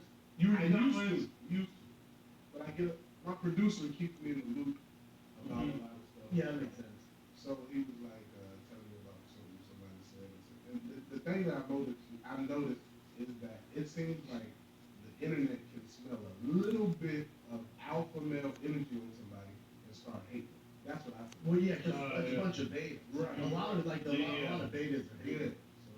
So And, like, you're out here doing the damn thing. Like, man, why the fuck is he doing that thing? It's okay, it's very talented, but it's very hard. You did it.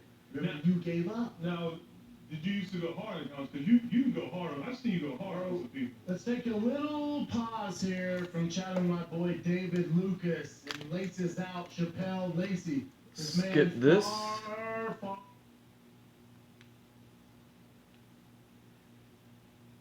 TitanBest.com. Okay, skip that. There we go. like, go to their messages and video chat. I video chat several. Oh, really? And just You didn't line even them just up. line them No, up. I be like, bro, like they get me angry. Like they'll say something crazy. I'm like, bro, what? I'm working tonight at the comic store.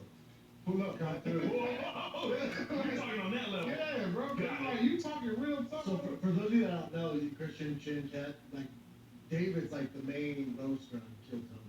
Yeah. If people get lit up, It's him like people the fuck up. Your business wants to try and fight you? This thing told me he was gonna take me back and forth. It was so funny. The nigga just kept going. And he was getting all crazy. He was like, shut up, Yeah. shut up. Well, I mean, you don't have the chops. You don't have the chops, though. That's what, it's like, man, fuck you. That's what you know you know. Man, fuck you. Like, oh, yeah? I saw what you did to that girl the other day. You posted it yesterday, the heckler. She's heckling in Austin? Yeah. Yeah, bro. I was at the Sunset Room and I said one of my jokes and she was like, "You're misogynistic. You hate women." And And then she stood up and she's like, I have a baby. And I was like, bitch, I don't give a fuck. What was he thinking? I don't know. He was like, and she wouldn't stop. And then her friend was like, hey, you gotta tell him to stop. The friend's like, please don't do this. Do you know what you're dealing with? Like, you're fucking that dragon. It's like, man, like, That's what's funny about people don't realize like we do this. You know what I mean? Yeah, and what you said in the first time we heard it. So I actually had some shit in the chamber that's Yeah, you think someone hasn't said misogynistic to you while you're on stage, like you haven't heard it before? Like any woman that deals with me knows how I am. And like, I take it with a grain of salt. yeah, you just tell jokes. 'Cause at the same time, you're My bad. no, you good. Don't touch me like that, don't. You working out now, man? No, no.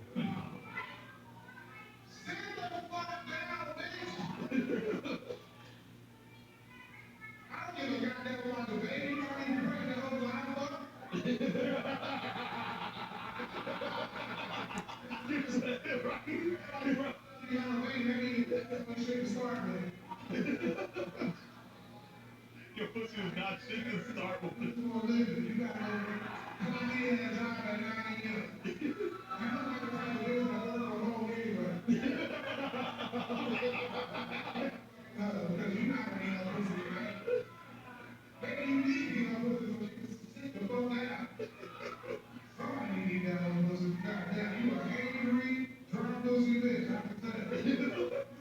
She's all so weird. I was talking to you until you said something. See how you had to make me act? See how you had to make me act? It's your fault that you didn't have to say shit. Where do you work at? She's like, don't say another fucking word. Please stop. Before it gets my way. Where do you work? You look like an advisor or some bullshit like that. You look like an advisor. Yes, you're in charge of road scooters.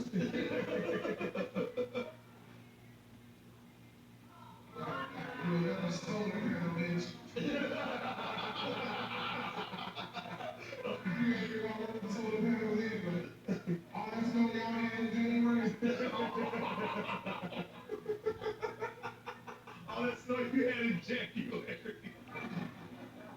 Oh god, Jesus! So that's what people don't realize about you. Like you come with this ammo. You've always had that though. It started Or did it? school, bro. Oh, It started you were way back. Really? Really? I was a chubby kid. And like I would get Really? Oh, bro, nah. And so like, you know, my parents weren't doing well at first, so we lived in the hood, but I went to a private school. Where's this at? In Florida. You know what I'm saying? So like, I would get it. I would be straight at school, but I would get it when I came home.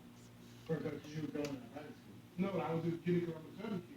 You know what I'm saying? Because you were in the hood. Yeah. The private school don't want to really No, come with nobody you. messed with me, man. But when you got home and like going around the hood, So yeah. I just got tired of trying to fight people, and I Yeah. saw that their words actually work better than like people's like For words. sure. So I just started like Roasting. roasting. Just light them up. But also it's like you do that. What's the roast show you do? Roast. I fucking Roast. roast me. I I love that fucking show. love that show. But it's also like they're like those, especially those kids. Like I'll see the fat comments in the show. Like you've heard it all, man. Yeah, you've heard So it it's all. like if someone does something like, or even on that roast show, it's like if there's any fat jokes, like none of this is original. It's all been said before, man. That's why people call me like a good counter puncher, like on their show, because like, man, Yeah. what's that little motherfucker? No. Yeah, I come over here. Yeah, That's yeah. something stupid. That's like There's there's someone made a whole compilation of your like all your roasts. from that from show. roast beef. Dude, man, Who- I've watched it like Me 50 too. times. I love it. Who's the old head on I'm a hookah pump. He it? was God, he's funny. funniest guy in the world, bro. You said he's on Which roastable. one? He's unroastable because it's like Which one's he? Hookah Pump, the oldest dude. He used to be bad. He's always been funny, but he used to be too loaded on the show. You know what I'm saying? Then we started like not getting loaded. Like he loaded like drunk. Yeah. Yeah. Oh, he be drunk. Oh, dude, he got like they line up new guys. He does doesn't stop. And then the one guy tries to match his energy and won't let him talk, and then he just waits, and goes, "You let me talk?" And then the guy goes, "Yeah, man." And then he jumps. Who Capone? K-A-P-O-N. Book a poem. No. No. Who? Who, like B-O, Oh, cup. Capone, yep. There you go. He looks funny. Oh, that dude. He's so fucking funny. The story about Who Capone, bro, like, in the early 90s, he was signed to, like, Mac 10. Oh, really? He He was can rap his ass off. Really? Yeah, he can rap his ass off, man. And he just became a roaster. Man, like, so Monday nights at the Improv, you know, with black men. Yeah. So, bro, More better money. yeah, I would do Kill Tony and my spot at the store and then go to Mo Better, but we roast for literally like 3-4 hours. On Roast stage? each other or outside. outside? Oh, outside. Outside. Like, we roast people coming out the door, like, For real. So fucking yeah, man, Who Capone is hilarious. He's my favorite, like, in the world. by far. And then they had some new guy, and then he started roasting the hoes on his end. Right. And then Boo was like, "Nah, man, because you can't roast the hoes." Right. So he started going in on him. It Really. was so funny, man. He's Craig such a beast. Smith is another one. Craig Smith, he come from, Craig Smith is like, in terms of like fighting, like he's one of the guys who's not gonna throw a lot of punches, but the punches he throws are They hurt. count. Oh my They gosh. count. Like, But are any of them, besides you, like straight up comics? Or they're just- Yeah, Craig does comedy, yeah. Brent does comedy, CP CP. does comedy, He's funny. I think that Kevin Stage does comedy. Yeah. But as far as like touring and doing, They're all doing porn? no, I'm saying like part of touring, I'm probably one of the Yeah. Got it. like I don't know what else. Boo raps and Craig got like a lot of stuff he doing on YouTube and stuff. Bro, you work your ass off. I try. You're hustling. You are hustling. Like, you went out to Austin and just started running your own Did shows, you right? go out there because Kill Tony was, like, you were following that? Those Yeah, guys? so Tony, Tony, I came for my birthday. We were supposed to do some shows, but he ended up getting cold, so I still had to fly to the hotel book.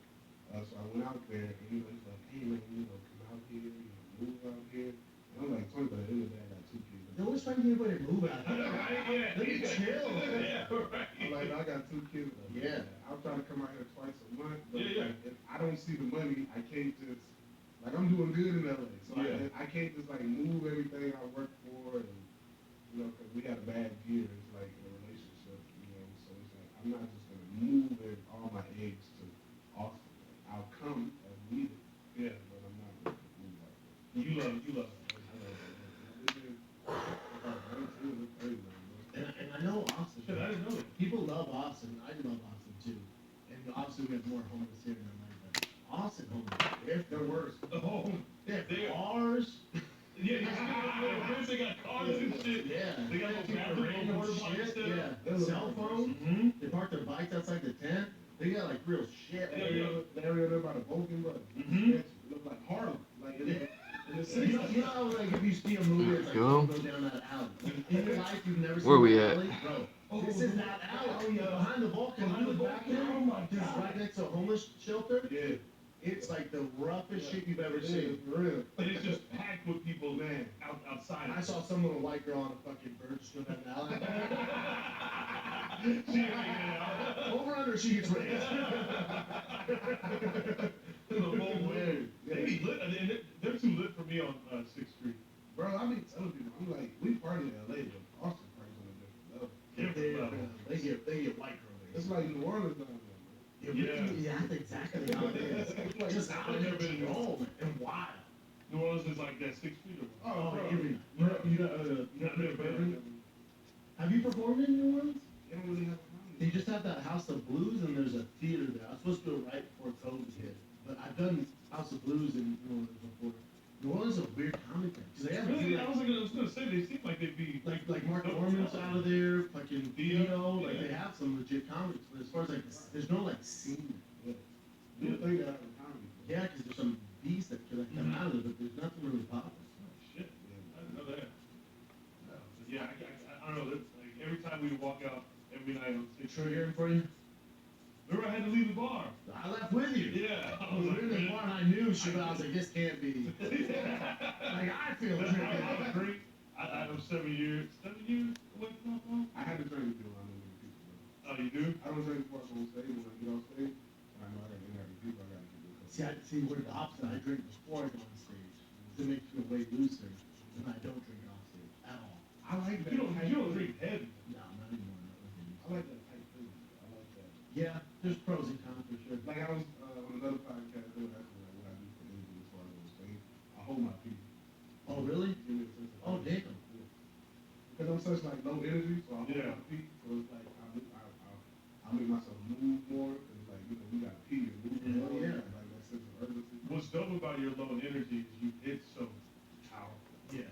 It's like monster. Right. It's insane. Like, I mean, I've seen you quite a few times. Like, I mean, just back and forth at the store, you know. But like, you know, watching you get down this week because I hadn't seen you in a bit, and watching you get down with us at Vulcan, I was just like, yeah. When I tell you backstage, I was like, this is the first time him and I have been nervous in a long ass time. I mean, I had some shit up. Yeah, I was like, hey, I'm stretching it. yeah, I'm gonna break out some of the old Yeah, I was like, all right, David, here we go. Woo! No, but I like that feeling. Yeah. I like those. Like it's like when we were talking about what Crack 'em Up Thursdays when we do the development spots and how she pretty much on the show pretty much puts you up With the lights on. with a light. But I say, like, when we did the shows at the Vulcan, you would go on there and kill it. It reminded me of the, like, not obviously not now because of COVID, but it reminded me of the store before everything happened. Right. Mhm. Like, I was Oh, so yeah. nervous. Yeah. I was like, fuck. Right. Dude, the line up, I'm like, how you fucking Joe Diaz? Right. This Yeah. is a nightmare, you know? It's just chill. But it brings you to Yeah. It felt good though. I was like, man, there's that nervous. Yeah. It was like, I feel like you need that, man. Oh, 100%. I like to be challenged, like, you know, 'cause it's like, I don't know how your audience is gonna respond to this. Sure. Yeah. Yeah, a lot of dudes. a lot of dudes. Yeah, they loved it though. Yeah, And then the owner of Vulcan, when I came back, you know, you were on stage, I'm like, God, how are you not booking this dude every fucking week? He's like, we are, man. when he called us the I'm gonna beat your ass store, I was like, He walked in, we're all just sitting there all so Mark's hardly in. Yeah, Mark's again, flexing. He's like, goddamn, stop, beat your ass. Bro, and you remember that one white girl got launched and you go back Oh, yeah. to heaven? Yeah, you're like, no one's really ass out of here. Greek Oh, girl sorry was for like, my face. no one said anything. Everyone's like, then she leaves, he's like, man, don't eat your plain ass face looking at me. Yeah, man. Bro, I fucking lost. Yeah. It was the most. If she was hot, everyone pop. If she was hot, everyone pop. Oh, you use the bathroom? Yeah, it's to you, right? I'll show you where it's at. But she was all basic and stuff. No one's saying shit. We're all being nice, but he's like, man, get your plain face ass out. We were Oh, dying.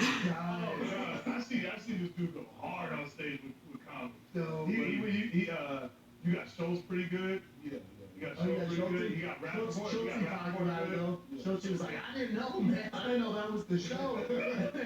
He's like, Tony dude, probably doesn't tell anyone that. He does now after he started getting complaints. I mean, I'm in Are you LA. starting getting complaints? Tony's my boy, so I'm in LA, so, and I've been on the show numerous times, so I know how the vibe is. But you know, Schultz came to LA, didn't know, but at the time he came in, he said, David Little, he's like, what the fuck? He goes, I got some in the chamber, but I wasn't ready. You know, because Schultz came with a couple. He came with a couple, and but you had everything. Hey, What did you call him? Rappaport? Did you call him? You said he looked like the Scream Mask or something like that. I legit did like him, bro. His energy is fucked up. Oh, you know, really, he was, I mean, because you know, normally like I have my exchange with people. And, Yeah. bro, I'm out in the back. Yeah, Or we- on stage.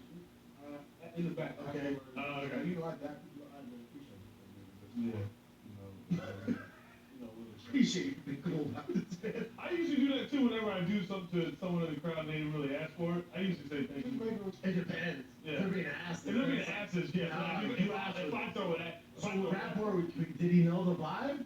Yeah, and Because then usually he's a, you know, like he yeah, gives the yeah, yeah. I didn't like his energy like afterwards, and then like I saw him a couple more times, you know, working the doors. Normally, you know, after I have an interaction with somebody, I get a little respect, you know what I'm saying? Like he backed up and didn't even know me when I was working the back door, you know, so because like I roasted Eric Griffin, then he asked me to go on the road with him. You know, like I roasted Schultz, he's like, hey, when you gonna be here, and there? And it's like, so it's like there was no nothing. Not saying I was something Yeah, out of yeah. it, but No, but usually a respect between comments, especially Yeah. after if you light somebody up, you know? it is what it is. Like, oh, this Maybe you have to get personal or something. Yeah, maybe. That's my point. It's like, done. Dave, you go ahead now. At work in the door though, that's the people I talk to most. If you want to find about comics, ask the door. The door guys, they know everything. Because I'm like, oh, that guy's cool. Like, he's not cool, man. He's Yeah. never tipped us. I'm like, what the fuck? And it's people that you would never. I know. Like, well, you know how much he makes, right? And like, Yeah. I know. People you would never think. I'm like, God damn. Bro, me and Anthony Jeselnik, we didn't really have. It was awkward though. I started working the back door. I didn't know a lot of white comics, coming into the comedy store. I knew who Anthony Jeselnik was, but I didn't know the full bearded Anthony Jeselnik. So he comes, and I was like, oh yeah, this is what I do, bro. I was like, where you going? He's like, I was like, do you know where you going? Because he could tell you like, I was like, do you know where you going? He's like, I always know where I'm going. And then I was like, and then he pointed to the sign. I was like, oh okay. You good. yeah, he's a beast. And then Theo Vaughn's assistant at the time was Tara. I can't remember. Yeah, But she Theo Vaughn's assistant was like, do you know who that is? You need to go apologize right now. I'm like, I'm not apologizing. Yeah, my job. You're doing your job. I'm not You know, apologizing. like, we're the castaway, man. Like, Wilson. I just didn't know who he was with a beard. Though. And it happened with Andrew Santino.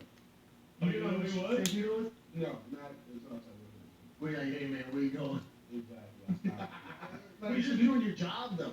But also for them, it's like, also realize that people can be cool, man. Wait, so did you start comedy out here or started back? I started comedy. The first time I ever got on stage was in high school. Cause I did. Oh shit. I did MTV on Mama in high school. You was on your mom? Yeah. Really? Yeah. I was a For real? I was a celebrity in high school. Dude, Yeah. I love that show. That show was big. There's another comic, George Lopez. No, not George Lopez. Oh, I know you're talking about the Mexican movie. Yeah. He was on it. The host of Roast was on it, Brandon Lewis. He was? Oh, damn, I didn't know that. Tahir was on it. For real? So he was on it? MTV's kind of popped off a lot. George Perez. George Perez, he's a beast. I love George. Beast. Super beast. You ever had to follow George? No. He's lights the fucking room up. I Monster. love that. Yeah, dude. baby Joey Diaz. Yeah, he's a Mexican Joey Diaz. Like, yeah, that's his style. Yeah, Yeah. raunchy, like, yeah. But it's great. Monster. It worked. Monster. MTV's had like, they've had so much talent come through there, and obviously they just doubled down on fucking 16 pregnant. But they had that guy code. Think about that. That was Schultz. Yeah. That was fucking Schultzy, Charlemagne. Chrissy D was on there. Jessica, what's her name?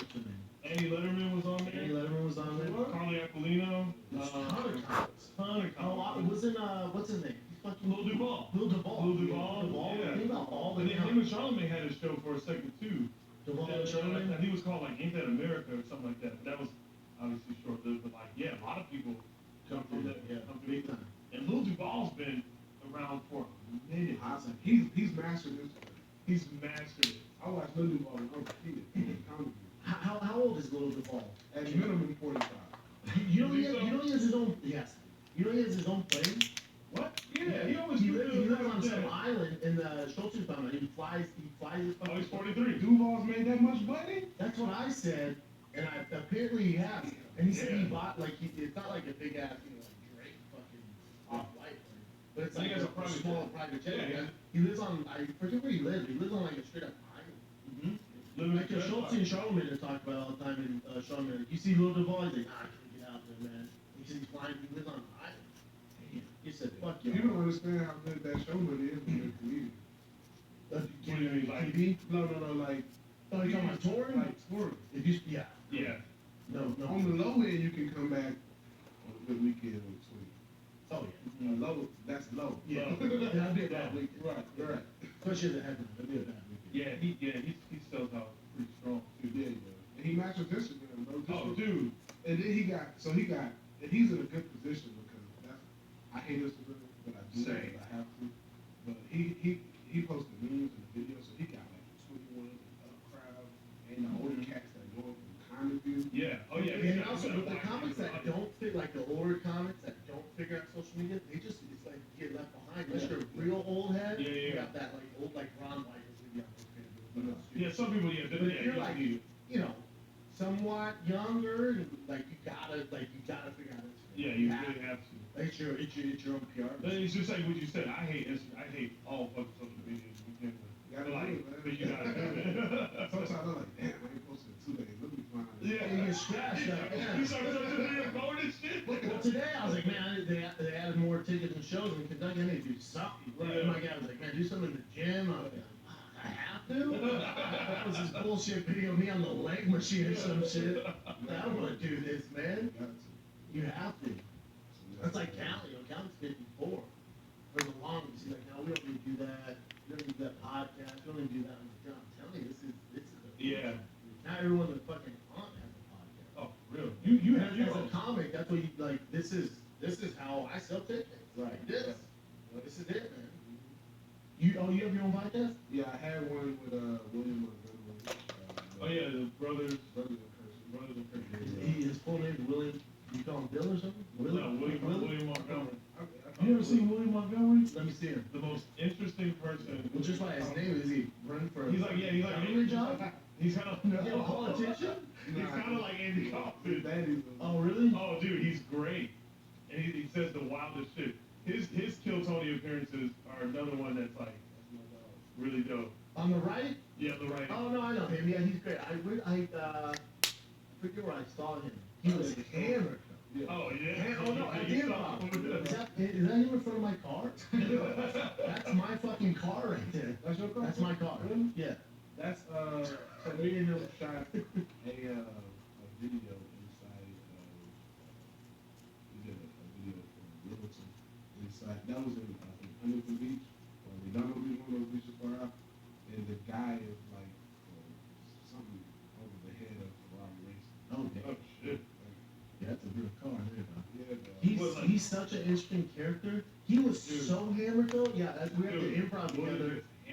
We were doing some show and I got stage and he was talking about, he gave me some tip, I think on podcast. I was like, what sounds right? I was like, what the fuck is going on? No, he was dead serious. No, he's trolling you. I'm telling you, listen. I'm telling you, listen. Yeah, that's my car, man. Oh shit. Wait, send that to Chin. God Or damn. Oh, Chin's back. we get an airdrop, Yeah, airdrop to Chin's I'll back. on that airdrop. And you guys are shooting a commercial for me? yeah, we shot a real estate commercial. So the realtor who sells like all those multi-million-dollar houses, he does like What's today's date? The 11th? sketch. 5/11? Sketch to sell the house. Alright. You guys wrote it for him? No, he pretty much He had it ready to go, just wanted you guys to we get it. tagged him along the way, like, oh, we played weekend, switch that out, Yeah, cool. Let me see if this thing. yeah. And this is his garage? Alright, man. Yeah, let me pause this video. That was just the car he got underground. That car there. Oh, he's got a bunch more. Alright. So yeah, man. All I got is this blank square left here on this page. And pretty much gonna be done working on this character prop. And yeah, man, I hope this is exciting, man. I hope people who see this enjoy this, and I hope this concept art kind of helps give people some ideas as to what happens. Yeah, I just spent the day. How long is the stream? Going on 3 hours. So it was about 2 hours yesterday, 3 hours today, and so about 5 hours total to do this 6x6 piece here. And yeah, man, you know, it's simple enough. Nothing crazy. Didn't want to do too much. It's just, you know, get the robot in, get the waterfall, get these pink palm trees, and that's it. Everything else is a given. Hopefully this kind of looks like where are we at? Like this part of the map. So if you look at this piece of the map and then you look at this piece here, it's like, oh, okay, yeah, I see it. I get it. So as long as that's there like that, then mission accomplished, you know? And yeah, man, that I'm gonna call this one quits, this stream. Maybe I'll come back on before one more today, maybe not. But we'll see. Either way, I'm G Mr. Drew. That's at G Mr. Drew on all social media. You can follow, like, and subscribe. Links are in bio, as well as my website, gmrdrew.art. That link is in bio, and you can contact me through there. Links are everywhere in there. There's merch, everything like that. And yeah, man, I wanna thank everybody, whoever's watching these. Um, you know, this is the Andrew Glowczewski Experience, episode 138B, part 2, environment concept art. And yeah, that's going to be it for pretty much this character. I'm wondering if what I want to do in this square is just kind of give this guy a profile pic, and then, that way I'll have him set up by the time I go to work on him. I'll have a lot more stuff ready and waiting to go. So we'll see. We'll see what goes in this square, but we'll figure it out, man. Either way, I love y'all, man. Peace.